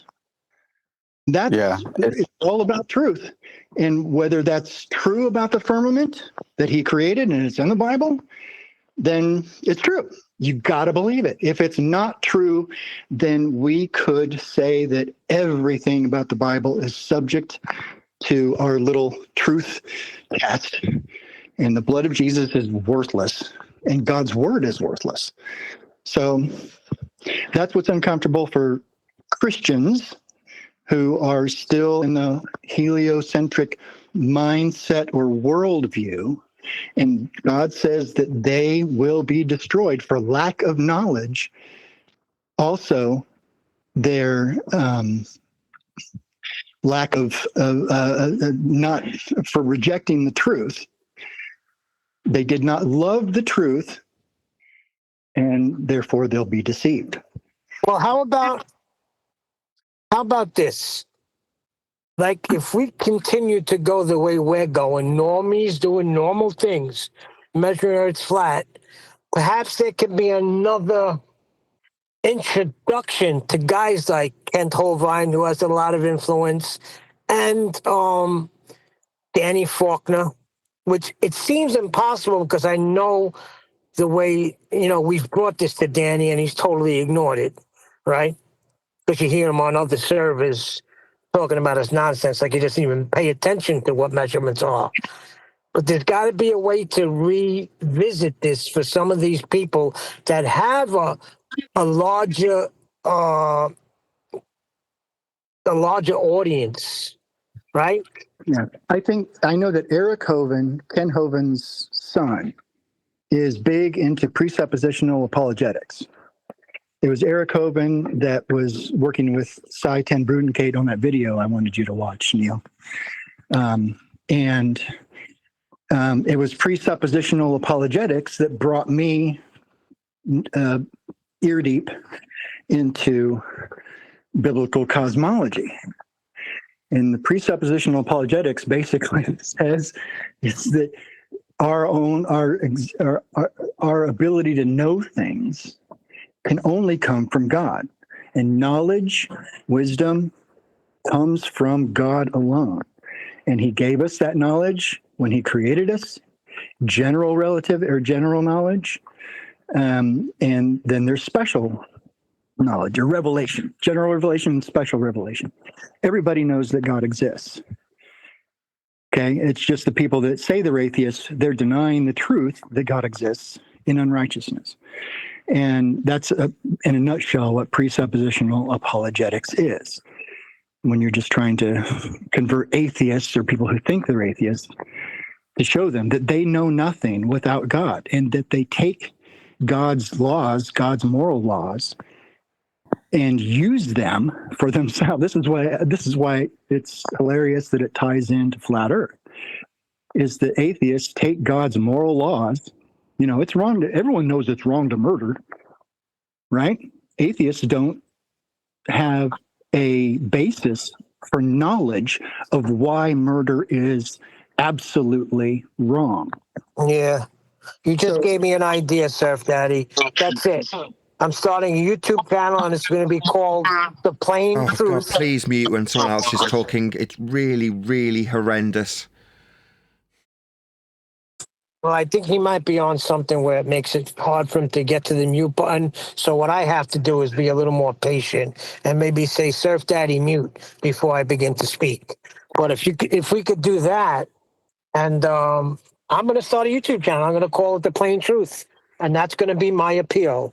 My appeal is going to be to the Christians. And that's it. I'm doing it. That sounds good. And just present what is true. And that I was saying earlier about Eric Hovind. Eric Hovind is as close to a possible niche in the armor of Kent Hovind and AIG and all the others, as far as using that apologetic against his worldview of heliocentric worldview. Because if we can tell people like that in our conversations, is that true? How do you know that's true? Where do you get that knowledge? They have to go back to the scripture because that's what they do. They do rely on God's truth. And so and scripture is true. So that catches by asking them to actually answer the question, how do you know that? How do you know it's true? Is it true? When they say, oh, the sun that planet is 163,000 light years away. Is that true? How do you know it's true? And use that, use the presuppositional apologetics that we can only know stuff because God tells us and God gives us that information. That's to me, that's the only way I think that it can start to put chinks in the armor of anyone who believes that only truth comes from God. And that's not a lot of Christians. But God says people will be destroyed because they don't know the truth. They don't love the truth. I love the truth. I love knowing the truth, and I hate it when I hear stuff that I know isn't true, but I don't know everything. No one can know everything except God who knows everything. And if you know God, you can know everything. Doesn't mean you will or that you do, but you can, because God promises he'll show you. But anyhow, I got to go out in 10 below wind chill to take care of some sheep. I will be listening, but I will definitely try to have my mute off.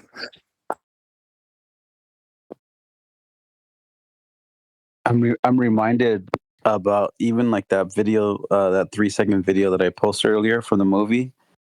Like, there's another scripture, and I think it's in Revelation, when it talks about like every eye will see God descending from a cloud, and it makes me think like that can, how does a heliocentrist, like, how do they justify that? How does Australia see them and North America see him coming down?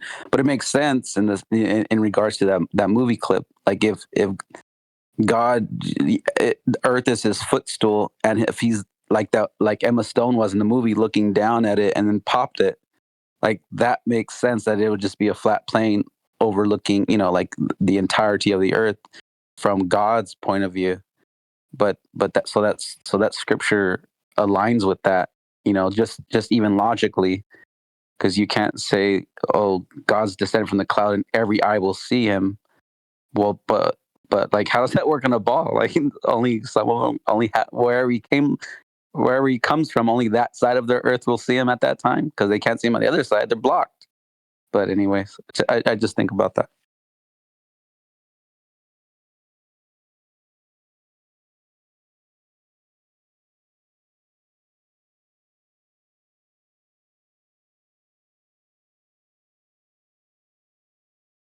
By the way, the plain truth, it'll be spelled Plane. The plain, flat truth.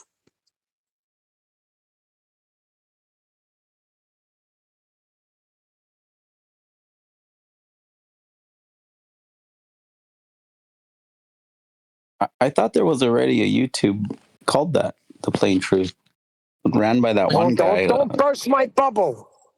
I think that's already taken now. I'm gonna look it up. I may have name it The Plain Flat Truth. The flat out plain truth. If it's taken, call it Neil's Plain Truth. There you go. Yeah, it's called A Plain Truth 16. That's the name of it. And then there's 2.0, and there's a bunch of plain truths, but you'll figure it out. But what do they speak simple, about? Neil. Go simple, just the plane. The plane. The rain in Spain is running on the plane. Hey, I got a great joke for you guys. Now, I'm going to tell you, could probably figure it out if you just figure out the guy's songs and his shows. But how would anybody find Will Smith in Antarctica? Ha, ha, ha. I heard this joke. Don't know his songs Come on, enough. think about it, because Vaxwax got it, but didn't put it together the other day. I heard it. I heard this joke, so I don't want to give away the answer. How would you, if you know it, don't say it if you've seen the show. How do you find, what? Yeah, he said it. What'd you say? He said it. He said, The Fresh Prince. Follow the Fresh Prince.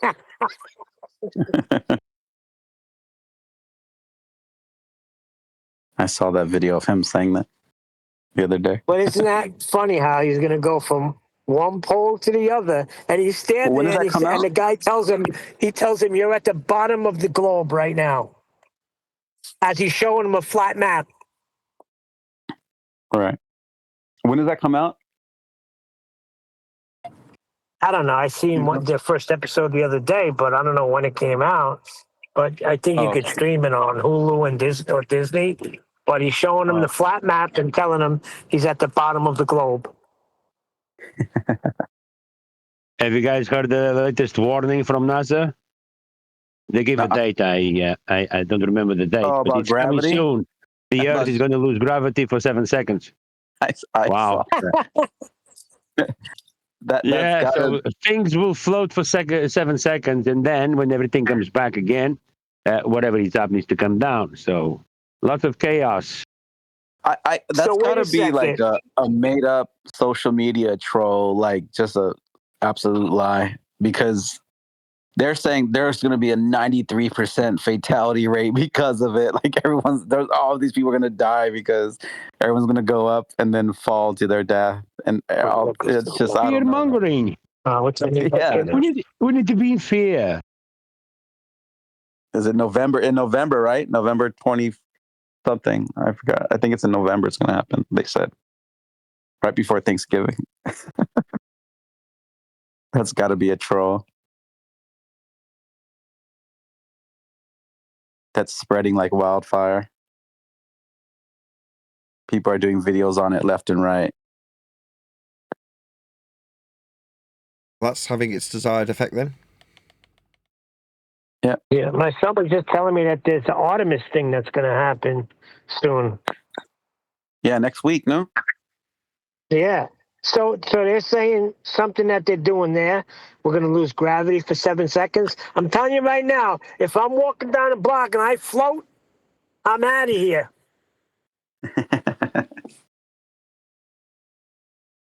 Yeah, they're saying that. I mean, they're like, oh, they've been preparing for years. They put like billions of dollars into these underground projects to put, so they're safe. That that they don't float up into the sky. I don't know, all kinds of nonsense. That's got to be a troll, I swear.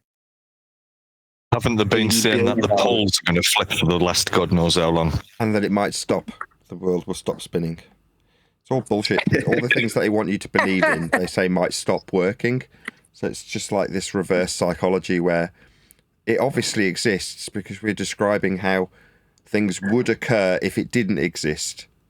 So gravity is obviously real because when it stops, we'll all float off.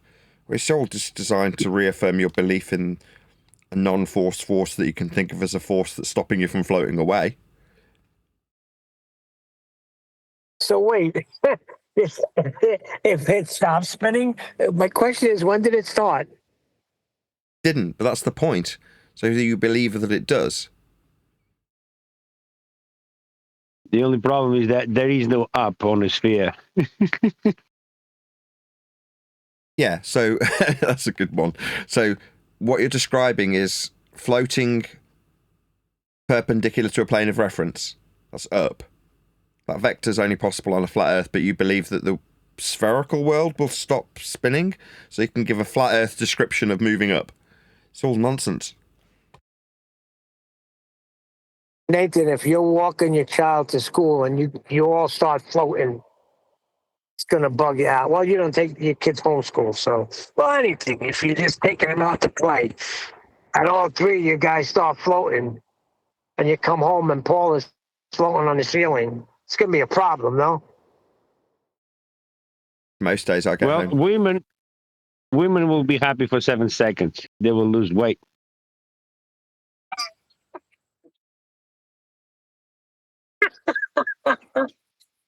Are you going to fall up at 9 meters per second per second? Is that what happens? You're going to go up. Yeah, that's going to get you pretty high then. 7 seconds later. Wait, Nathan was going to say a joke. What was your joke, Nathan? No, I wasn't.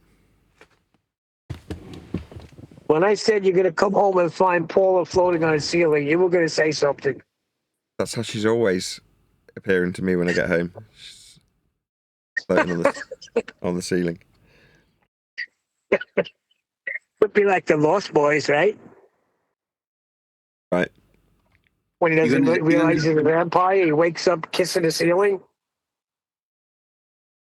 Hey, Nathan, you going to do a launch party when Artemis takes off? A viewing party? So we could all mock it and laugh at it? Sure. I don't see why the launch wouldn't be real.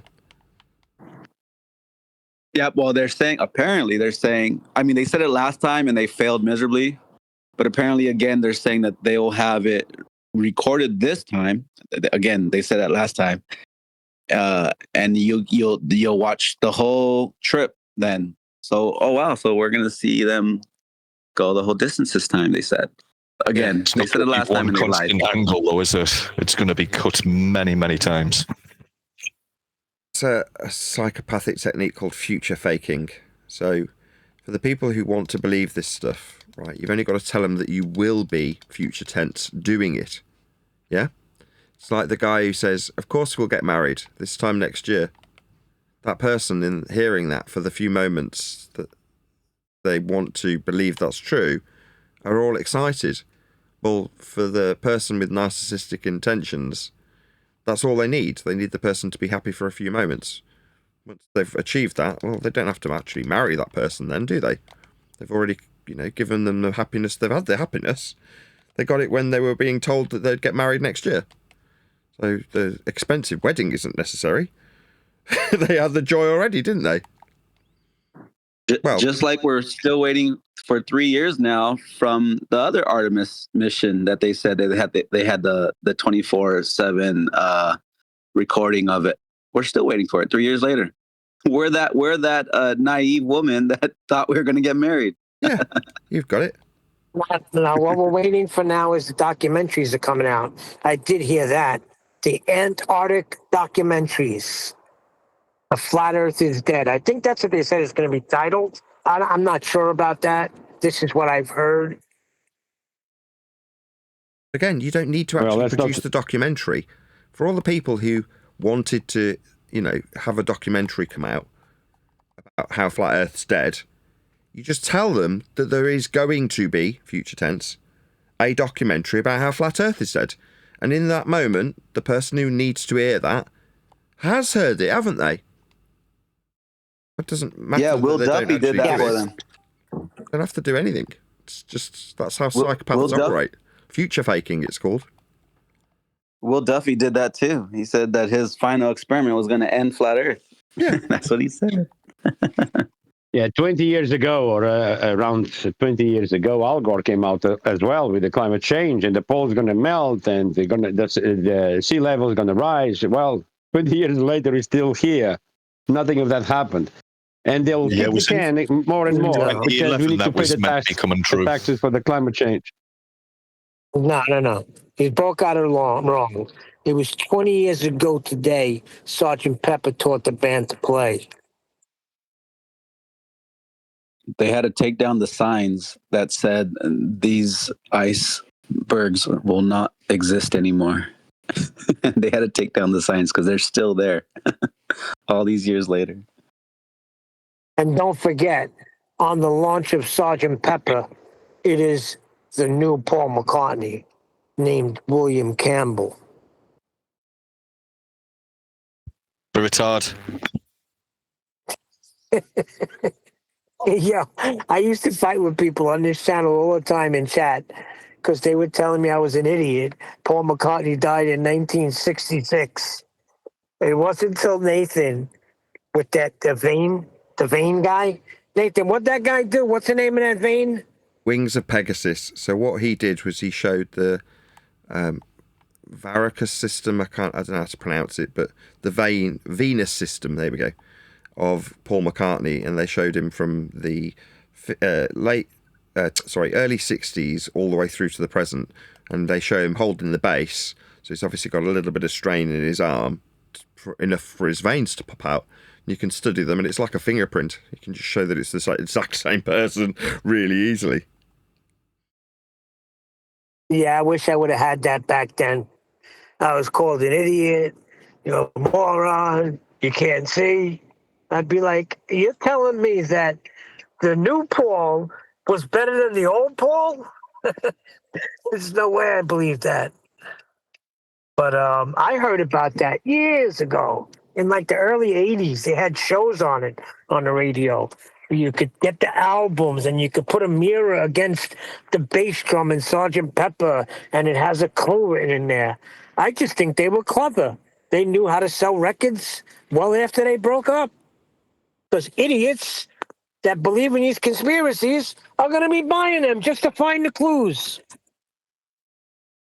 Backwards and everything. Exactly.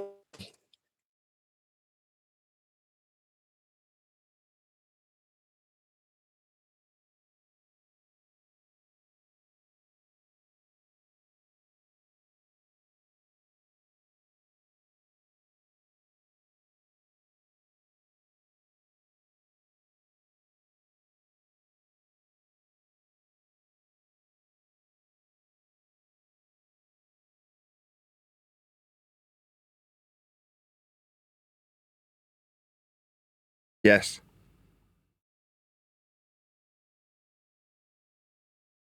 Where'd Jim go? He left us already? Negative. Want to prove Paul is dead. You know something? I never asked. I'm going to find out from him what he thinks about that. I gotta just say, yes, I watched a video on it. 32 videos I've seen, and he is indeed dead. I have the evidence right here. They put him through the scientific method. That is William Campbell, not Paul McCartney.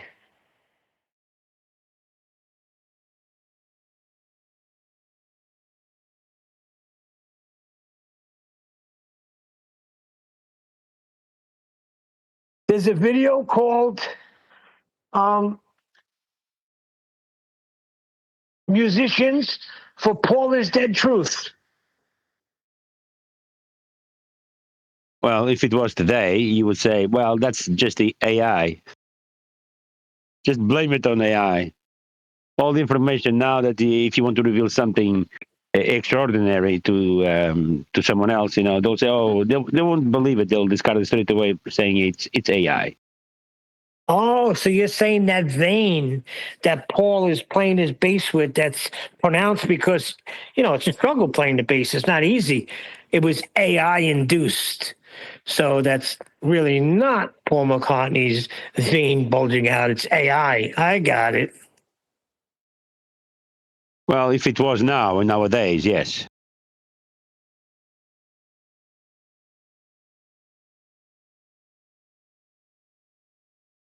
Blame it on AI. It was fall. It fall. You blame everything on AI. Exactly. If you show, for example, pictures of, I don't know, let's say moon landings or something like that, you're going to debunk, oh, that's AI. Well, that's what remember I was saying a couple of weeks ago how NASA's going to give us what we want. You flat earthers are going to see. They're going to show you a plane, antipodal. They're going to show, what do you call it on the side of the globe? A ship sailing on the side of the globe. They're going to give you these pictures that we want. They're going to see the video. Future There is no standing on the globe. Back to this future faking. Yeah. They will eventually give this to you. They will. Yeah, definitely.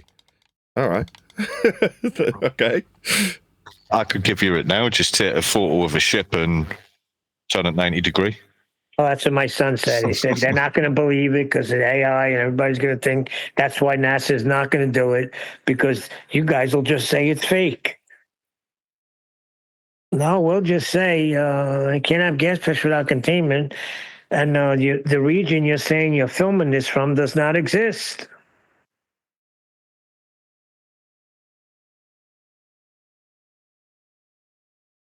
Yeah. But the ideal is that we blame it on AI, because then there's a scapegoat. AI slop. That's the problem here.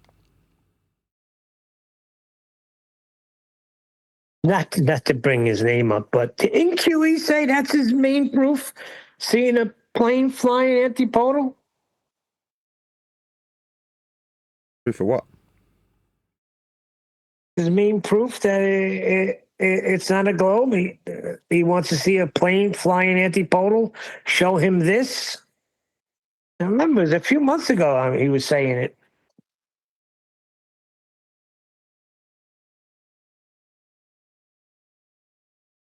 They will show you an animation, a cartoon.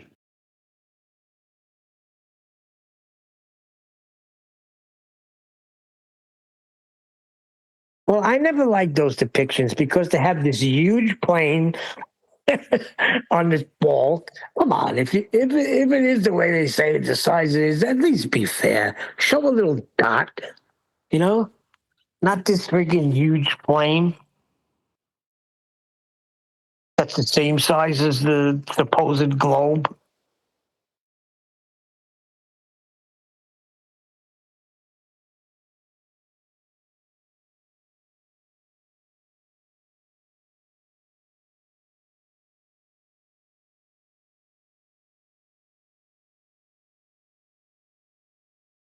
So I just got to try to figure out how to do videos with my phone.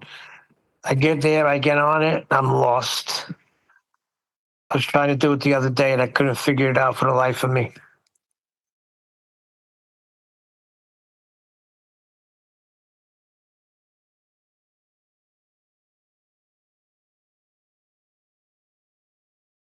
Yeah, pressing record sometimes can be difficult. I did press record. I couldn't figure out how to get it like to YouTube. Like, how do you do that? I got like 7 videos recording me and going nowhere.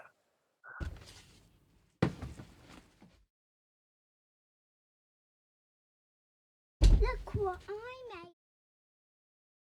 Make sausage. I heard that. You might pick that up. A lot of things I won't hear, but I'll hear them when I listen back to the show.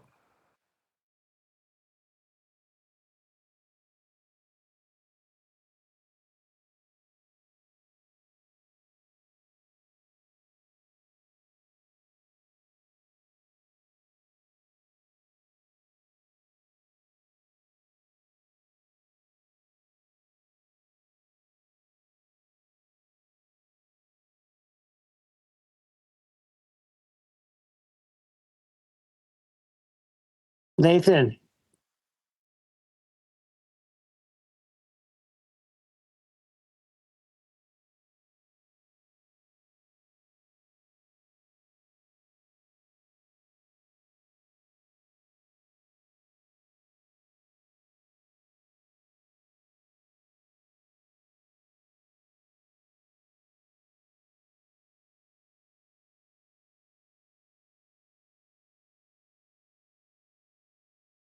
What, Neil?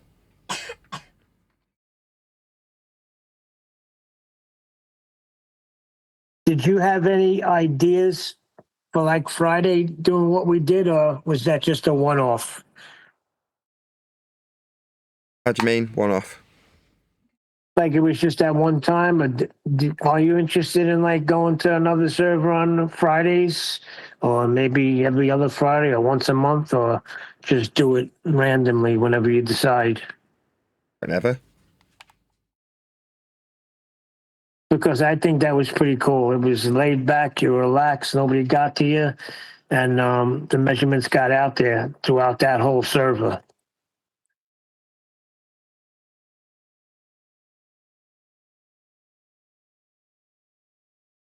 I mean, I don't mind going back there.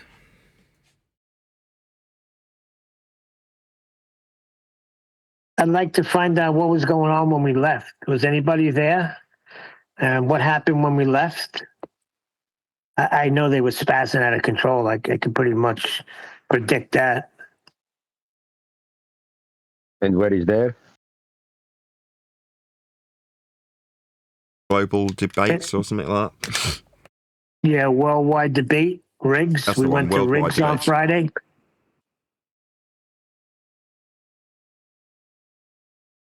I see. I'm not familiar with that server. It has been pleasant to hear back to the recordings because I missed few shows.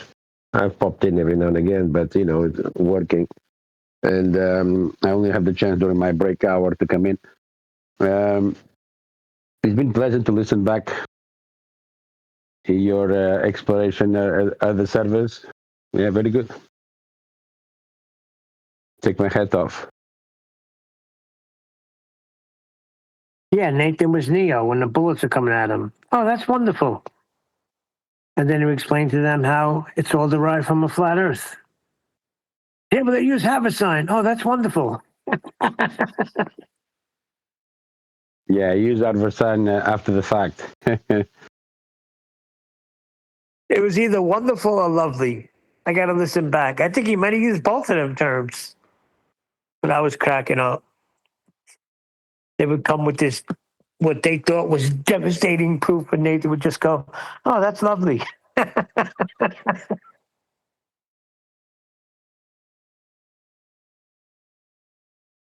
think retorting to them like that rather than giving them venom will piss them off a hell of a lot more. Oh, yeah. I agree 100%, Len, because I could feel them squirming, man. What'll piss them So off you more, got- did you say? I didn't catch that.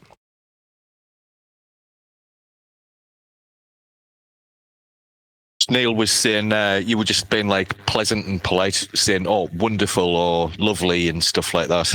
So responding to them with shit like that rather than just giving them hell. Yes, I see what you're saying.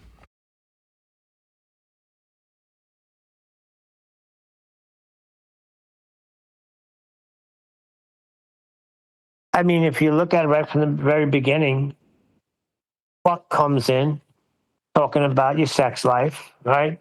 Trying to, I don't know, like make you look bad or something. You wouldn't get off it. When really, he should have been speaking about the measurements that you were talking to him about the last time. I don't think he realizes what a big tell that is. Like, if you want to give it away that you got really, really got nothing, that's the way to do it, isn't it?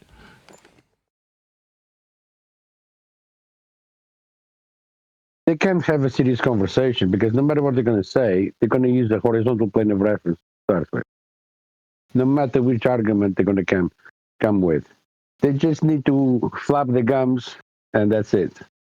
A horizontal plane or a flat earth will be required. Yeah, and it's usually within seconds. So maybe that's why he's not going there. So maybe I should give him a little more credit by going to your whatever Boise scene. Going to that removes him from facing the reality of flat Earth measurements.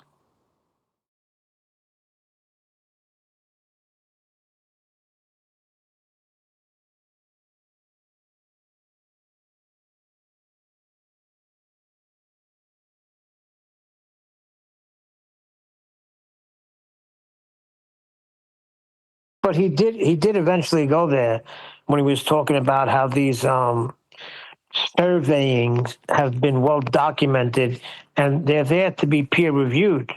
If you want to review them, you can. And if you want to dispute these surveying measurements, because you can.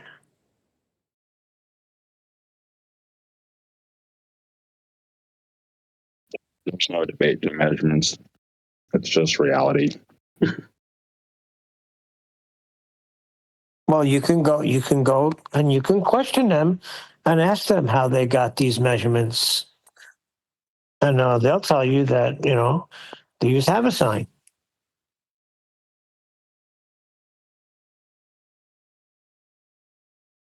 Got this mic in, and it's a Sennheiser replica. Of all the replicas I've bought, easily the closest. Like, if they didn't have labels on them, I could very easily see myself confusing these two, like mixing them up accidentally. Oh, there's a subtle difference. The holes are slightly different sizes. This is so close. Oh, I'm tempted to wire this up right now and have a listen to it, see if it works. Let's do that.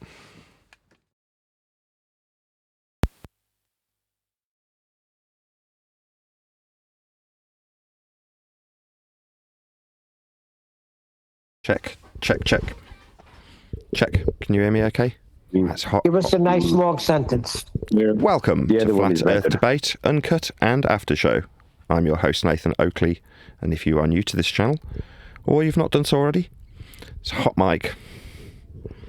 Yeah, sounds good to me. Yeah, it's got good levels. It's very similar to the shotgun mics that I'm used to. This is a really good mic. Cheap too. Jolly good. I'm just going to hold it up on camera. Go back to my original mic so I can disconnect it. Yeah, great. We won't see this till 3 weeks. Well, I'm a member, so I could see it right away. When was the last mic you purchased? Today.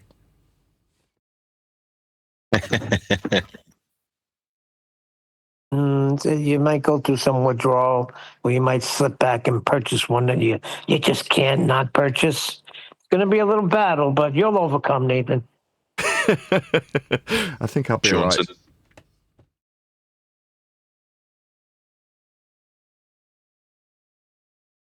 I am seriously impressed with this clone, though. I'm not going to lie.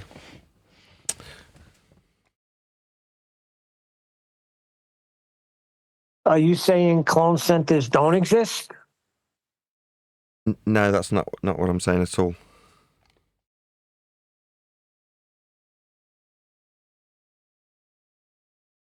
Well, then you must be denying nuclear weapons. What are you babbling about? I remember that show where the guy, I don't know what you said, but the guy came in and said, "Are you denying nuclear weapons?" What? Yeah, it's from a while ago, way back. That's pretty crazy right there. Here comes Bigfoot.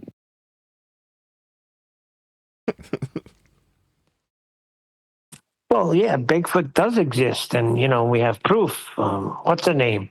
Witchy woman says her daughter smelt it. Patricia Witchy woman. You mean Karen B?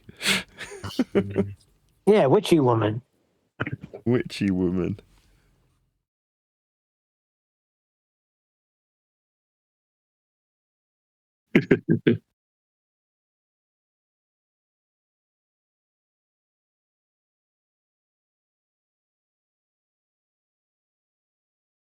I do think that there's a sliver of hope for David Weiss, though. Oh, yeah. Why is that? I don't know. I heard you mention it the other day, and I heard a few things that he was talking about. The problem with David Weiss is you got to remove him from the freaking conspiracies, and that's a hard thing to do. Where he's come from. Yeah. But if you could remove him from the conspiracies and he could come to an understanding of what that is actually doing, not to the argument, how can I phrase it? How it's actually affecting the flat earth measurements, you might get through to him. I don't know if I agree. I don't think it can affect them. Again, my indifference extends to people like David Weiss. It doesn't matter if David Weiss gets that it's flat and that's how it's measured, does it? Does it matter? Seriously. No, but he reaches a larger audience. And instead of just passing the word, yeah, we measure it flat and that's it, and then talk about all this other nonsense, how it hurts what you're saying as far as it reaching other people's ears. I can't say that. You might say it could be a bigger sphere. Yeah, he's such a moron, man. But unfortunately, yeah, he's in. I came across him a lot of times on different videos. Wherever he's related to flat Earth, there he is. At least the videos that I've came across.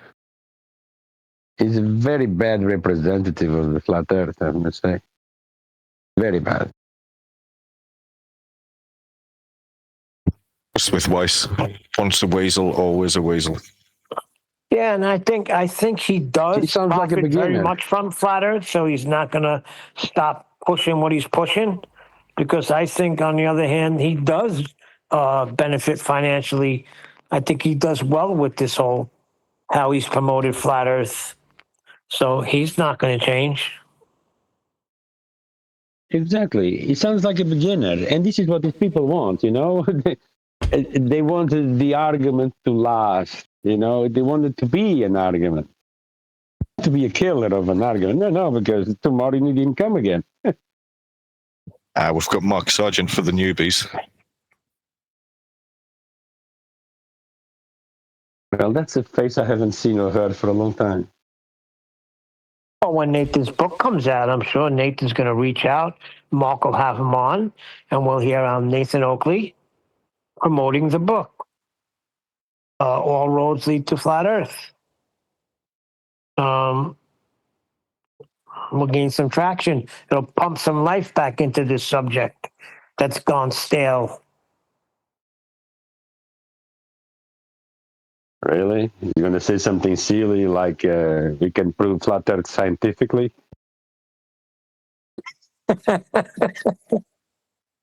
Listen, if you could prove that the buildings fell on 9/11 scientifically, then I'm sure you can prove flat Earth scientifically. But that's what I'm saying. These people, they come out, and you're expecting. That's also my problem. I put high expectations. A lot of trust on the flat earther on the other side representing us, And then when they open their mouth, it's so disappointing, man. The things they spew, and most of the time not even related to the flat earth. It's like more witsy, Oh, a flat earth, they represent the flat earth. Yeah, let's talk about ether. What? Talking about?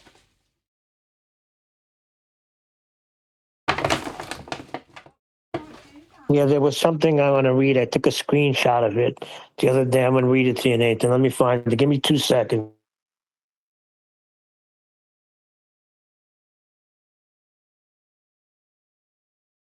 Ugh.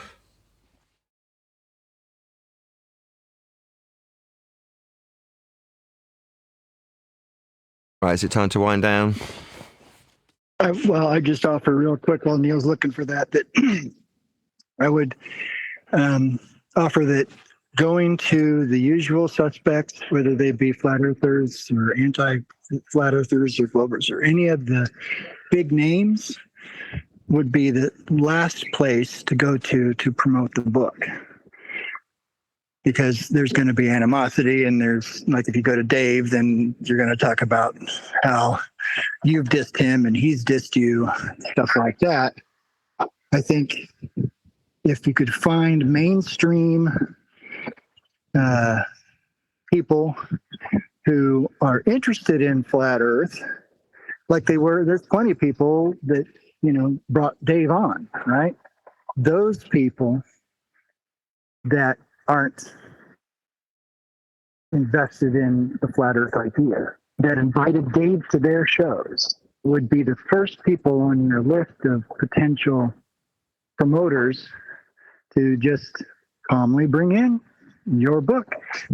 And that would give you an opportunity to help them understand where Dave was maybe wrong or misrepresented, quote unquote, flat Earth.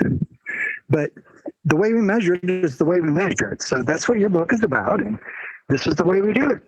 Move on and stay away from the conspiracies and stuff. But going to the, the Litsits and the Daves and the other people, we'll keep it in the circle of this paradigm, when what we really want is to just open up the truth that this is how we measure Earth. And what better place than the more critically approved influencers who at least have an open enough mind to, have you on the show to get clicks and stuff like that, and to show that you're calmly, this is the way we measure Earth. Next, I think that would be a more poignant approach to promotion of the book. Nathan's going to probably use every avenue. I found the thing I want to read. Nathan, this is for what they're saying is a proper, accurate definition of a hypothesis. Is a tentative, testable explanation for an observation or phenomenon serving as a starting point for scientific investigation.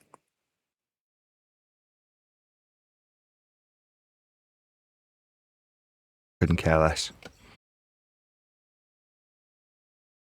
That's what was put in one of the chats the other day. So within the definition, you've got the words scientific explanation. So to define what science is, got part of the definition being a starting point for scientific investigation.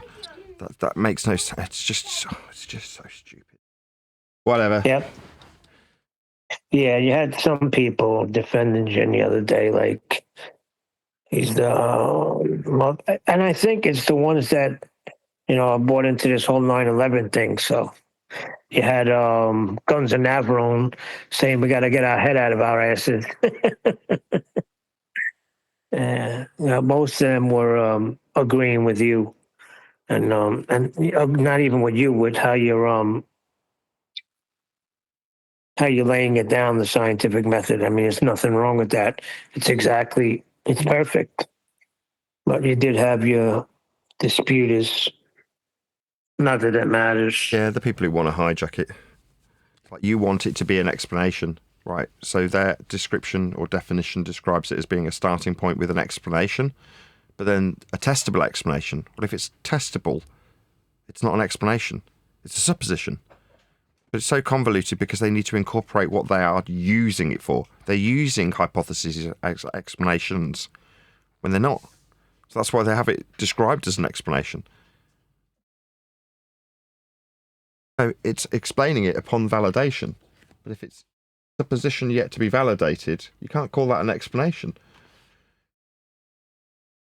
Whenever you come across something like that, somebody who's giving it this false definition, ask them to take you through the steps of how it works and see if it comports with their definition.